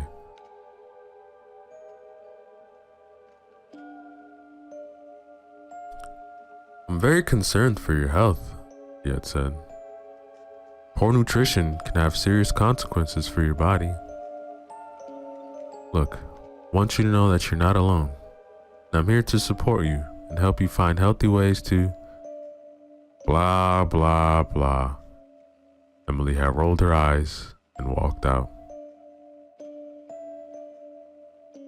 Some nights, as the mirror girl was chomping down on its food, a pang of true hunger would strike Emily like a bullet. She would feel the urge to eat something real. But whenever she reached for a bite, the mirror girl would nip at its own finger, and Emily would feel it. Yes, she's right. She wouldn't let me make bad decisions. It is me, after all.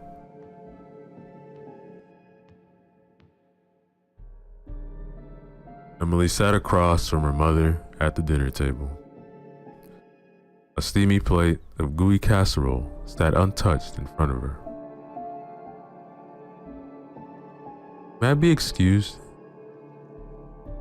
Her mother set her napkin on her lap and said, "Em, when I said I wanted to eat together, it wasn't because I like watching you sulk. Eat something." Emily huffed, gathered up a cheesy bite, and stuck it in her mouth. She pushed the food into her cheek, where it could be stored and spat out later. "There, can I be excused now?" Her mother set her fork on her plate and clasped her hands together. "Your teacher phoned me today to express concerns for your health," as she put it. "She said she's worried I haven't been feeding you enough. Do you have any idea how embarrassing that was for me?" Emily pushed her plate away and took out her phone. No phones at the table, but Emily ignored her. Her feed was glittering with notifications for her latest photo, a selfie in a tight pink dress. People talk, you know. I'm sure your teacher's talking already. Oh, they all pretend to be concerned about this and that, but in reality, they're judging you, laughing at you. That trashy family, they're saying. Look what a mess they are, too poor to even afford food. Emily scrolled through her photos, basking in the likes and shares. A notification popped into view, and she saw that the cute boy from her French class had commented on her selfie. "Look, I'm just looking out for you, Em. I know you've been improving yourself, and that's admirable, but I don't want you to go as far as you ended up looking bad. You might end up making us look bad." Emily smiled, and she opened the notification, but her face fell when she saw that the boy had only commented with a skeleton emoji.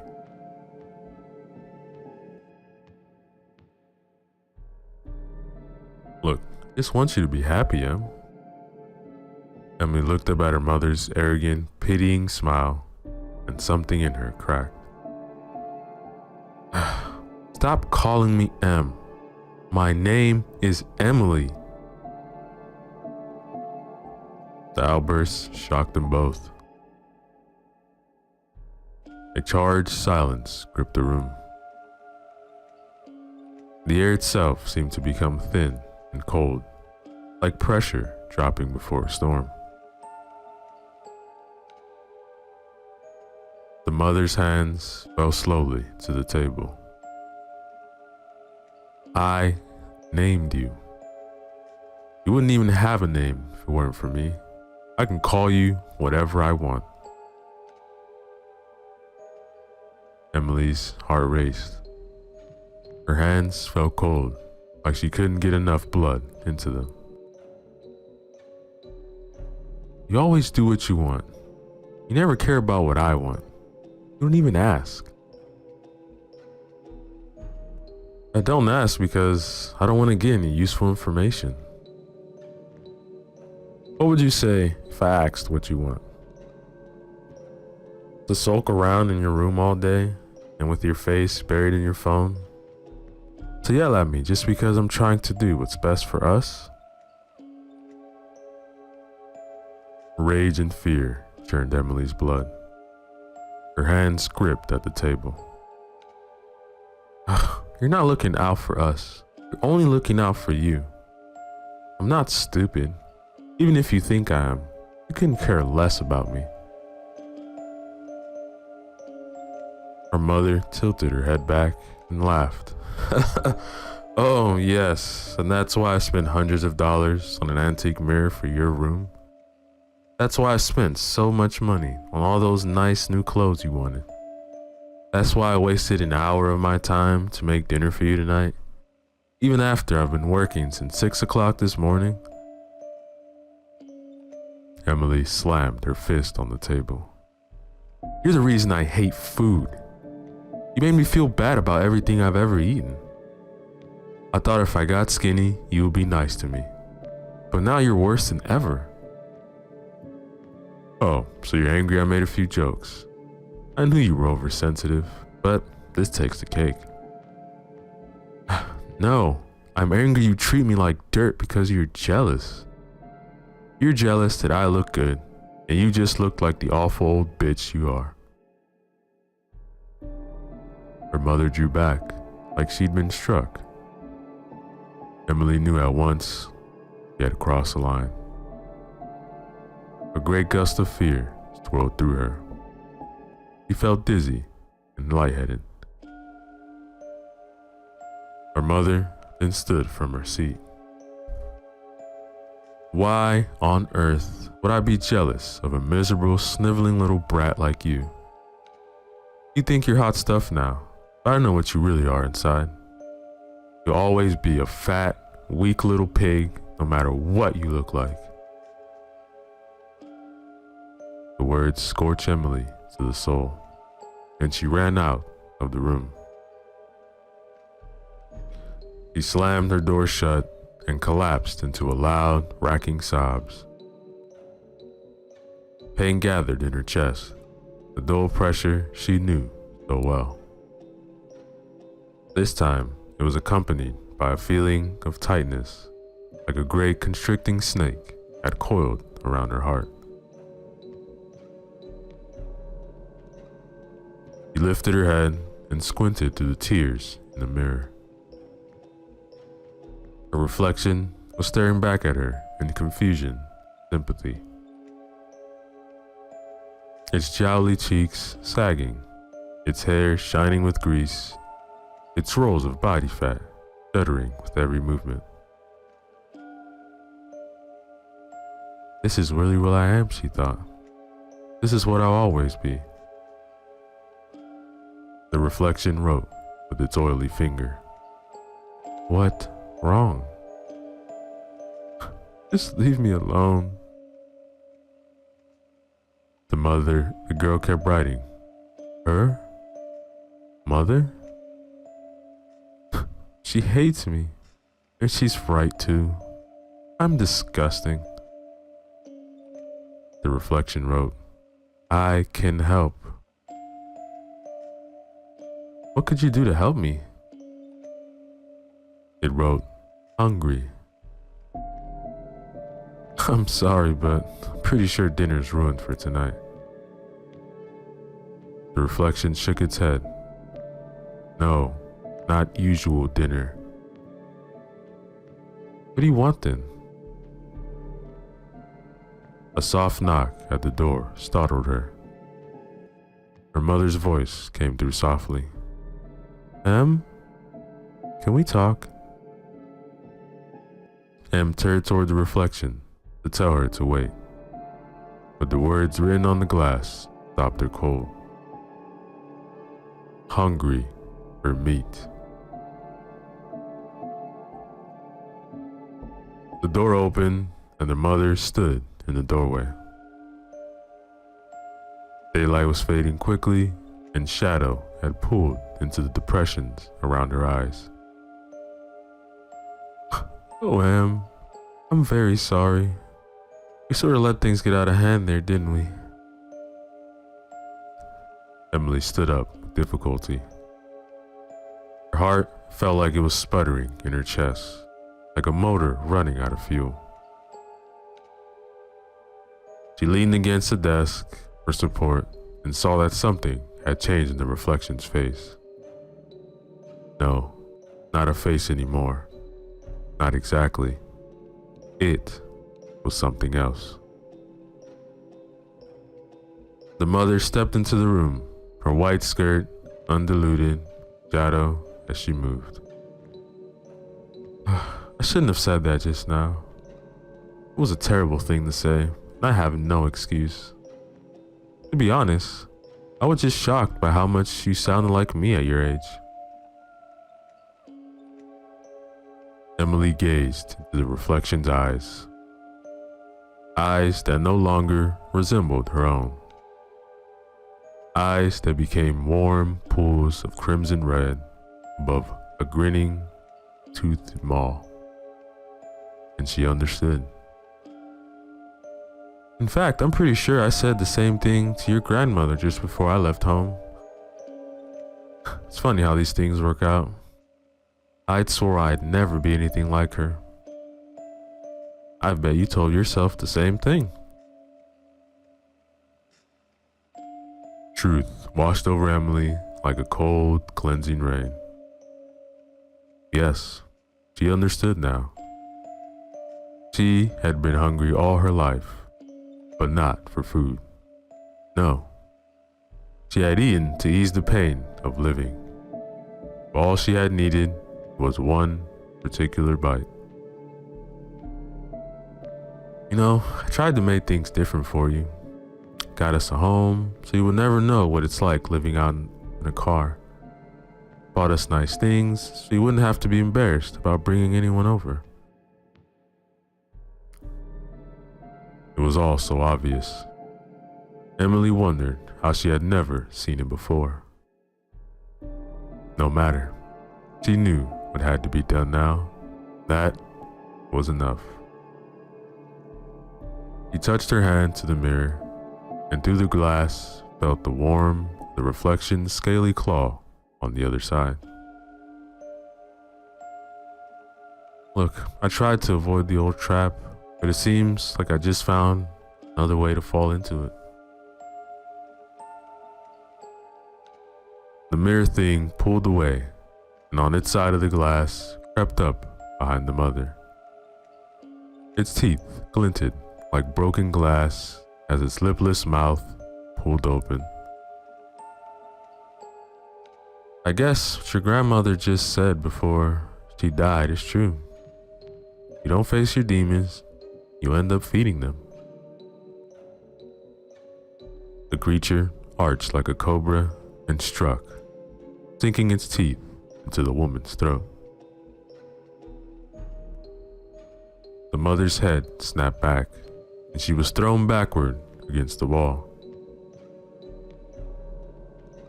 Her fingers shot to her neck, grasping at the invisible force that had suddenly constricted around her windpipe. Blood vessels burst in her eyes, coloring the whites a bright scarlet. She tried to scream, but could only squirt a wet gurgle from her crutched throat. The skin of her throat puckered and split in a jagged, bleeding line. The mirror creature wrenched its head back, and the flesh vanished in a puff of purple smoke. Blood gushed from the open wound. It sucked into her windpipe as she struggled to breathe, came up again, pink and frothy. Emily tasted her mother's throat exploding into her mouth. Blood pumped over her tongue like juice from a ripe tomato. The reflection chewed, and Emily tasted the soft, yielding meat. She threw her head back and laughed, a wild, gleeful sound that was halfway to screaming. As her mother reached out for her and mouthed, "Help," Emily leaned down and laughed in her face. "What's the matter, Mom? It was just a joke. You're not too sensitive now, are you?" Emily's heartbeat was wild, regular. The tightness in her chest exploded to a blazing white fire. She was still laughing, savoring the blood and meat, when her legs gave out from under her as she was swallowed in the darkness.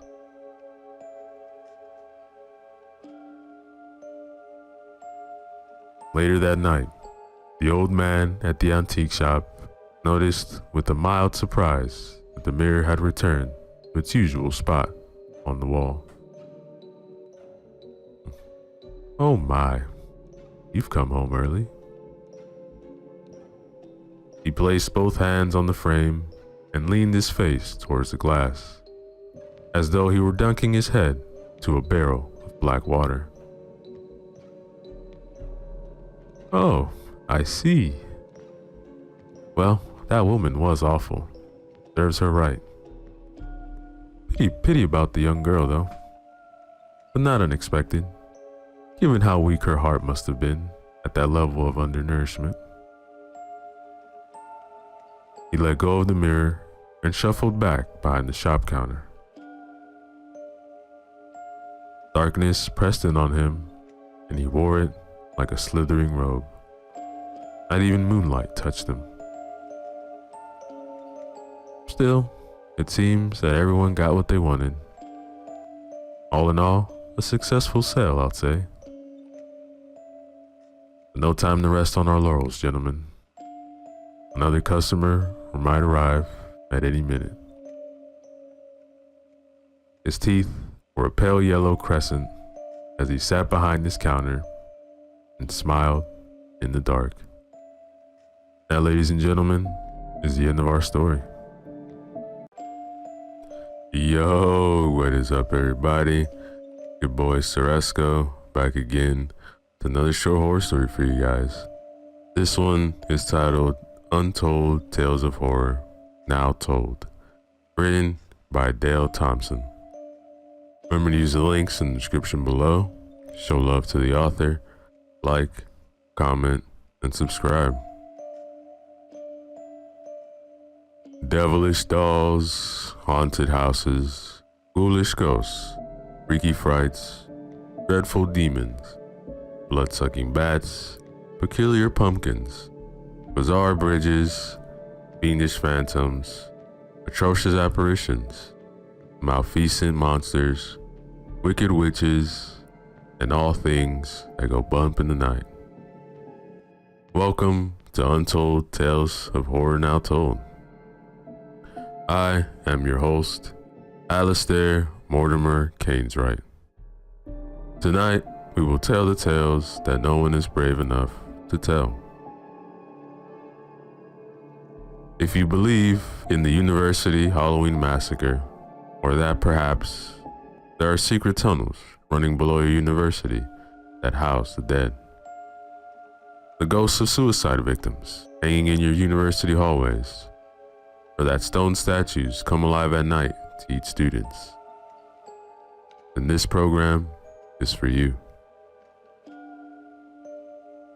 Alistair ran through his podcast within his normal time and with a grand send-off. Well, I hope that was scary enough for you. Until we scare again, this is Alistair Mortimer Caneswright signing off. Alistair closed his door with a sensational feeling of satisfaction. His stories this night were his own creations. Sometimes, when he had been lessened and inspired, he would read submissions from other writers. But this night, he read 2 of his own horrifying. The night closed its darkness around the college town. Hard-pressed to see, Alistair guided himself home, noticing the faint glimmer of artificial lights from windows and street lamps. But overall, the town was asleep, idle and in a dormant state. Alistair seemed to be the only one who was making his way home. After an exciting night of horror stories told exclusively by him for his many podcast listeners, he had no immediate plans for bed. He was a nocturnal creature, loving the nightlife. His thoughts were on the response he would get from his show. The show went out live, and people were free to respond as the show developed. Later, he would post it on various other sites which would promote his work. His voice was in high demand. Many broadcasters looked forward to his work because it brought a much larger audience.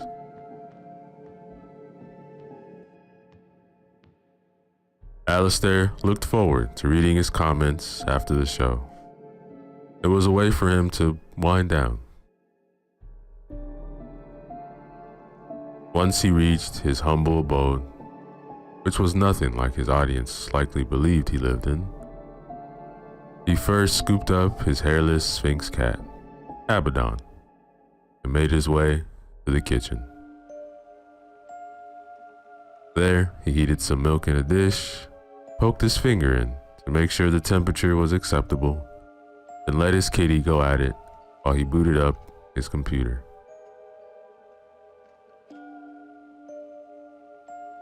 He poured himself a large orange juice and retrieved a bag of salted pretzels from the cupboard before plopping down loosely on his favorite broken-in leather chair. The monitor lit up, and the screen was inundated with message after message commenting on the stories he had read live on air. He read with great satisfaction. It appeared it was another hit.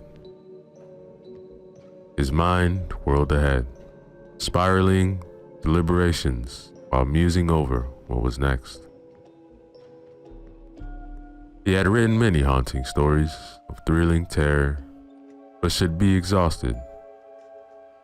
Did he exhaust them so quickly? He probably wouldn't read so many of his own in a row, so to string them out a while longer is probably the best idea. But one of the listeners were aware of Alistair. He was dying. The doctor gave him 6 months, and he had defied every prediction and was on 11 months plus. If he were honest, he had never felt better than right now.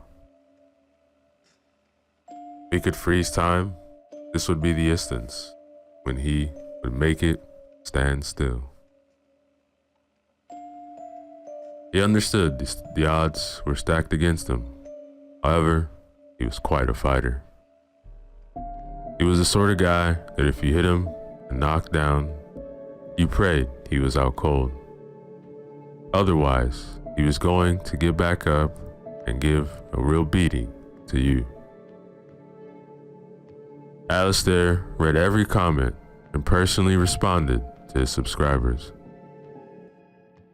A couple hours later, he and Abaddon settled off to bed. He was too exhausted for a second shower of the day.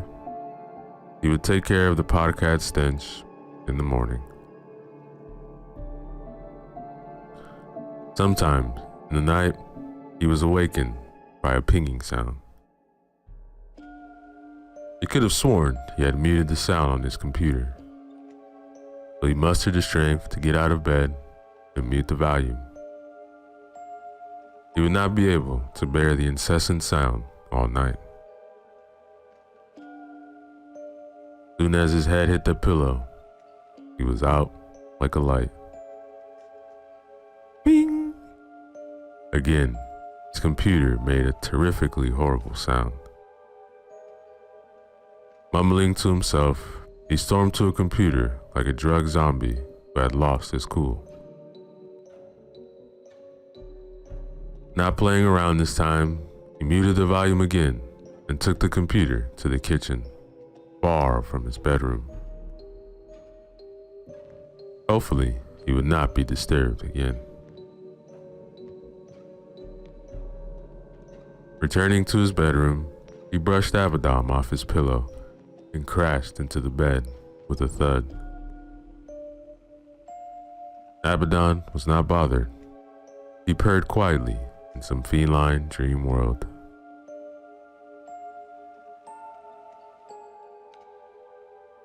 Alistair jerked violently out of a deep sleep and did not know why. His brain was scrambled, but he quickly gathered his senses. He now realized something had given him a fright. There had been an uncommon sound from the kitchen. A commotion and disturbance, like a giant gong being smashed. Logically, he imagined the pan was unbalanced and slipped off into the sink or into the floor. He hoped, if it was the floor, that the tiles were not chipped or cracked. Staggering through the dimly lit hallway to the kitchen, trying to avoid stepping on Abaddon, who was dodging under his heels. In the dark, he stepped on one of the assorted cat toys lying around. It just so happened that it was a hard toy with the prongs which stick out. It didn't hurt as bad as a Lego, but it still smarted. He threw out a sleepily expletive and motored on towards the kitchen.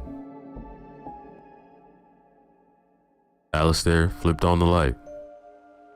The kitchen looked normal. He saw nothing out of place.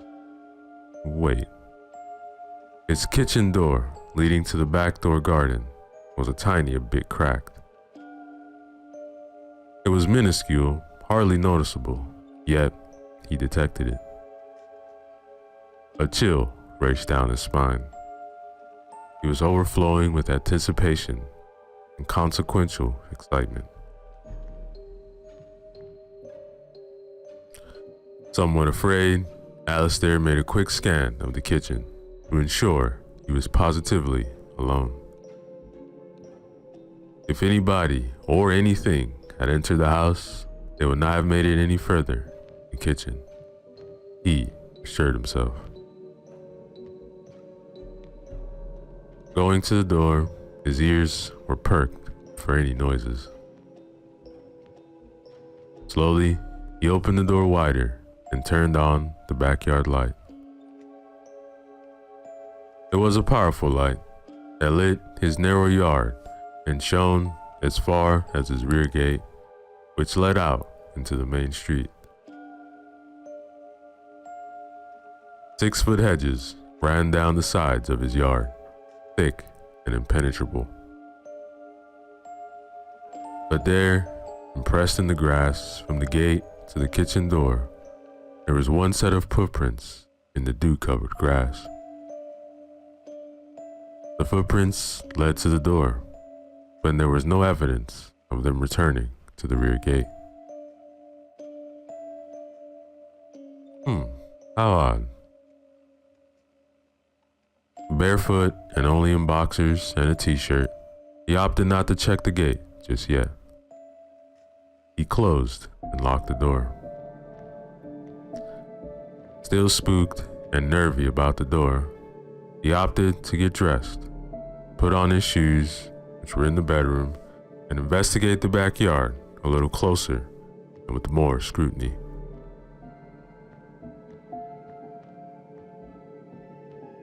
With great suspicion and holding a Louisville Slugger baseball bat firmly in his hand, he entered the backyard. He measured his shoe size with the imprint in the grass. Whoever was lurking in his backyard had at least a size 12 shoe. He imagined that it was one big fella. Once Alistair reached the gate, his misgivings were confirmed. The gate was ajar. He did not like this. He did not like this one bit. Speedily, he secured the gate and turned to go back to the house. But something peculiar took place that gave him pause. The kitchen light flickered in sequence several times, and at the end of the blinking, the backyard light was extinguished. Holy mother of pearl, he said to himself. Stiffened in place with a sensation not much different than rigor mortis, Alistair watched the window of the lit kitchen. He was not going back until he was sure it was safe. Gathering his nerves, which were severely frayed at this point, he approached his house with a sense of dread and heightened caution. The kitchen light remained illuminated, and this gave him some assurance. Working his way up to the window, he sneaked a peek. Initially, he saw nothing. All looked as it should. He considered the all-light episode, and with no other evidence of eldritch happenings, the only plausible explanation was the bulb in the backyard must have shorted out. With his trepidation easing, he wanted to guarantee his safety, so he opted for another look through the window just to ease his fear. What he saw nearly made him pass out. He was in the kitchen. He saw himself on his back, turned toward him, standing at the table. The person hovering his kitchen table looked identical to him. They were even dressed like him. What the devil? The grip on the baseball bat loosened as a paused terror swept over him like a hot towel and bore down into the pit of his gut to the point where he swayed with nausea. He leaned on the house with his shoulder and attempted to will strength back into his rubbery legs. Alistair was not necessarily a brave man. His courage had never really been challenged before. Oh, he stuck up for himself in high school when he bullied. But this was something otherworldly. Could it even be possible? How does something as bizarre as this even occur? This was just like the unutterable secrets he wrote and did voiceovers for on his podcast.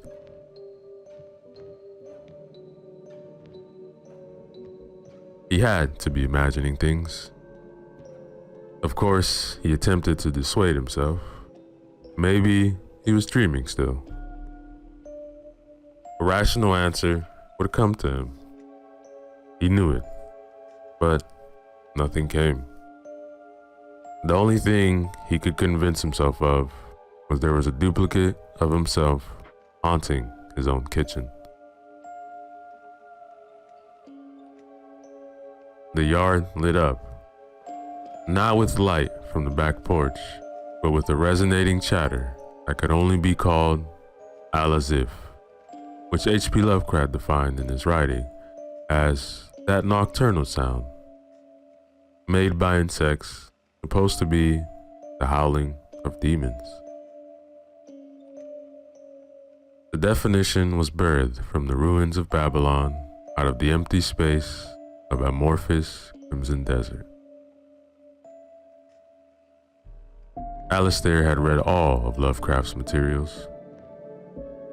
Lovecraft was locked into secrets of grace older than mankind. The sounds Alistair was tortured with were far beyond the sound of common insects and bugs that crawl and fly at night. He pondered, what if Lovecraft had a phrase, al-azif, defined incorrectly? What if he meant something altogether totally different? Possibly he was misunderstood, and it meant al-tajif, the blasphemy, and al-zanif, the bleeding. Alistair was unsure why these thoughts were penetrating his mind and obscuring his thoughts, along with breaking his concentration.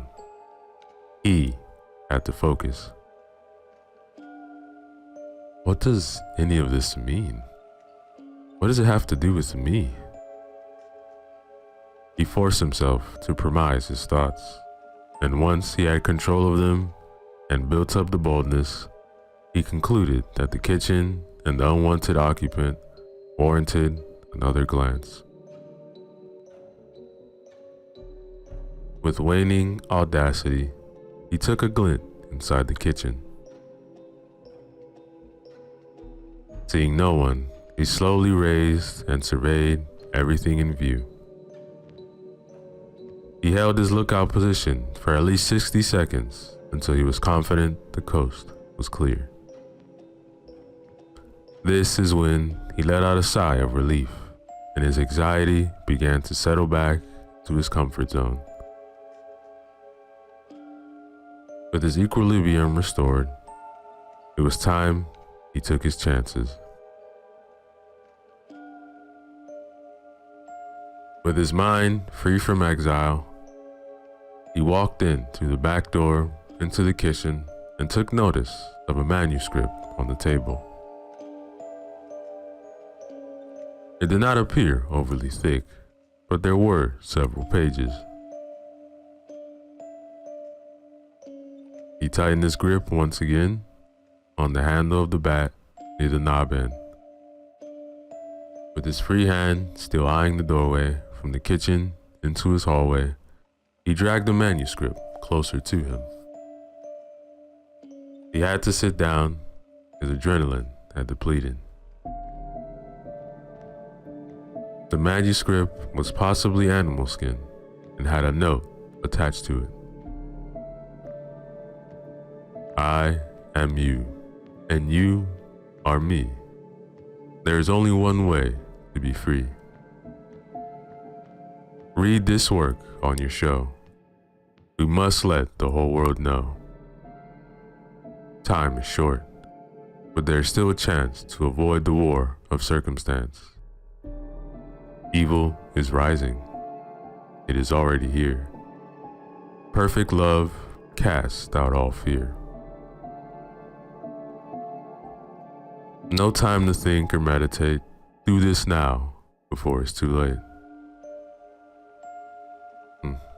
How unoriginal. A 2-year-old could have written that. Lame, dull. The manuscript was face down, so he turned it over. The title emasculated him for a brief moment. The title was burned into the cover. Monsters are real. Abandon all hope. The truth. Written by Alastair Mortimer Cainswright? Didn't write this. That was the moment the nightmare began. He heard light feet running, scampering from the far end of his hallway, coming towards the kitchen, growing louder as they approached. Alastair's vigor weakened even more. A dull throb forced pressure upon his temples, making him lightheaded, almost as if a smothering hand was suffocating him. His nose was smashed, and his lips could not utter a scream. His desperate cries were muted by a moist, enormous, invisible hand, and he was pulled to the tile floor. With his strength exhausted and dried up, as if all resilience had been sucked away by a siphon, Alastair was unable to defend himself or resist. Eventually, this horrifying episode subsided. Alastair had no answer to what he had been put through. His head hurt, his back ached. He was unsteady on his feet for a few minutes. He poured himself a glass of orange juice and sat contemplating the manuscript before him. Where had the footsteps gone? Nothing appeared. Nothing at all. Alastair then thought, monsters are real, abandon all hope. Simpletons, pure and simple, feigning stupidity.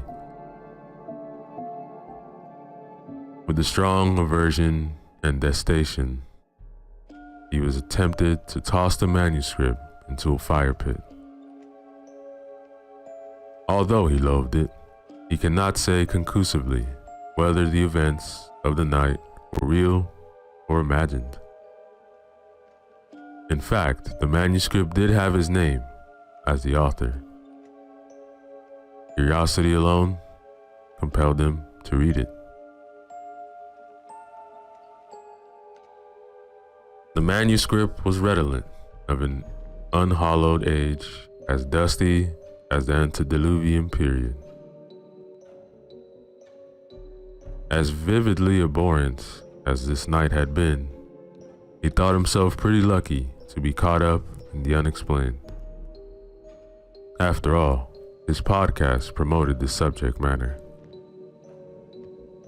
He never believed, while working in his studio domicile, that one day something of this magnitude would manifest itself. He was being revealed the actuality of what he was creating from his mind. But he could not shake the sight of his own double. It was entirely too unexplainably freakish. Opening the manuscript, whose pages felt brittle but did not crumble, he found the first entry, a poem without a title. There are creatures that creep and crawl. They are the beast inside us all. They turn and twist our simple minds into animals of every kind. From the darkness in great numbers they come to devour the many, to curse the some. From lofty heights they build their nests, and no man living shall find his rest. and from the earth, from deep underground, they are so ordered by the demonic sound. It rises up slowly to the unaware, and in a hush, you find yourself down there. Ugh, rubbish, pure rubbish, Alistair groaned. Chapter 1, turn to page 13. Short chapter. How very peculiar. Oh, he flipped his pages to page 13. Embedded within the page, within its own secure indentation, was a ring of some sort. The only words on the page in heavy black ink read, "Put the ring on your finger." "I will do no such thing," he protested, and closed the manuscript. The manuscript flew open on its own, phantasmically shuffling the pages rapidly back to page 13. The color of the words on page 13 now had chromatically changed from black to red. "Ludicrous," he denounced, and slid his chair away from the table. He stood at the table, looking down, his back to the window. Tap, tap, tap. The sound was behind him. Unwittingly, he turned his head to see what might be making the sound. To his transfixed horror and surprise, he saw himself in the window, looking in. A cold sweat ate at his chest and clawed his forehead.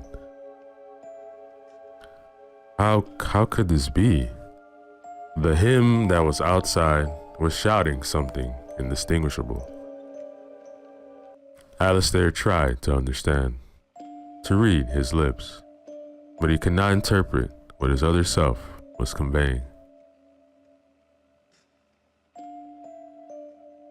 Although reeling in tacit horror, he knew there was only one way to get answers. He raced across the kitchen, stormed through the back door, and had every intention of nabbing this lookalike, but his twin was not at the window any longer. It defied all reasonability. How could he have gone so quickly? Even more puzzling was when Alistair, who was now outside, looked in through the window and saw himself standing at the table where he just had stood. That's impossible. Absolutely illogical. No way. His twin was doing something. Alistair craned his neck to see. The twin put the ring on his finger, and in an instant, he was gone, vanished away. Alistair darted back into the kitchen. His twin was gone, but the manuscript remained turned to page 13, but the red letters were no longer red. The letters were charred into the page of the book as it delicately burned into a match. The ring was still lodged in the page. He fought against the temptation, but gave in and removed the ring from the page. He examined it, looked it over, and found an inscription which read, Isaiah 56:9. Every beast of the field come to devour every beast in the forest. Alistair remained mystified. With much hesitation, but compelled by a force too strong to resist, he placed the ring on his finger. As the ring slipped tightly around his finger, he spun around toward the window. his twin was there again. He was smiling and holding up his hand to show Alistair he too had placed the ring on his finger. He became instantly light on his feet, and everything in the kitchen became transparent with a translucent radiance. Seconds later, the house was gone from around him. Everything had disappeared. Unable to make any determination of what had occurred, he considered his ominous situation carefully. His surroundings were as barren and bleak as any, and utterly vast and innominate desert as any he had ever seen. There was nothing nor no one for as far as the eye could see. The immemorial air was inexplicable at first. He choked, but after a couple of hard swallows, his throat adjusted. His next thought was to remove the ring, and hopefully this would return him home. But no matter how he twisted and tugged on it, the ring was truly stuck. Ah, this is great. He didn't even have his baseball bat. It must have not had the teleportation or whatever it was that just had transpired. But the manuscript lay at his feet. Ah, brilliant. He then turned to page 13, where I should have been, but there was no longer a page 13. Well, shit. This just keeps getting better. One more scan of the colossal, tenorific surroundings proved futile. Carrying the manuscript under his arm, half afraid to read any more, he began to walk in the way his feet were pointed. He figured since he had no compass and there was no sun, moon, or stars, he had 1 in 4 choices. He was going in the direction that was correct. There was no road, no path, no footprints, no signs, not a single tree or landmark. Truthfully, he could walk 100 miles on this flat plateau, might just be walking in circles. Alistair did not want to languish forever in this faceless realm. He estimated he had been walking for close to 30 minutes when in the very far distance he saw a blurb. There was something ahead that resembled a smudge on the landscape, and the smudge appeared to be coming toward him. Without realistic options, he continued his approach. As the two drew closer to one another, Alistair recognized the person. It was that scoundrel that had been in his kitchen. His twin. Alright, now for some answers. The two men mirrored one another. The twin looked behind them and began to run. To Alistair, it looked like a panic run. Alistair then had the presence of mind to take the hint. He glanced over his shoulder, only to see his worst nightmare. Giant, black, hairy-legged spiders were gaining on him. This arachnid cluster had to be in the thousands, and each spider as big as a grown man. The land behind him had turned dark, and the spiders were consistently and uniformly converging to his position.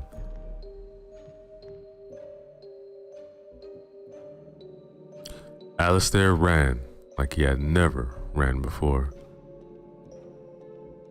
All things which wiggle, crawl, scuttle, or jump had joined the spiders in pursuit of Alistair.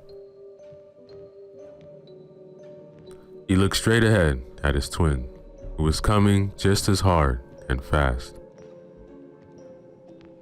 Alistair did not see what his twin was running from. He detected nothing alarming within his field of vision, motivating him to run. Outside of reason and causation, overhead the sky lit up with lightning streaking across the sky in zigzags.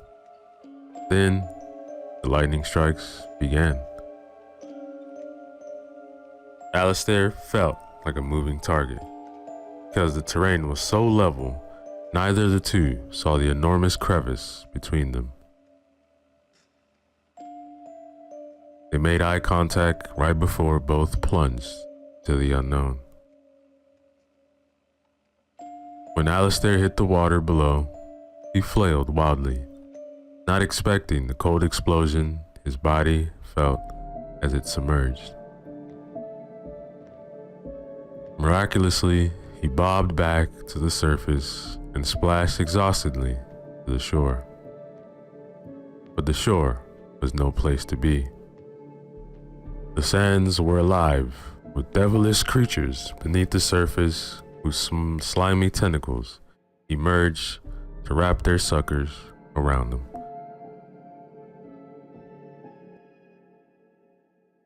Alistair fought for his life, popping the suction cups loose and staggering into the dense, sweltering vegetation of an unexplored jungle.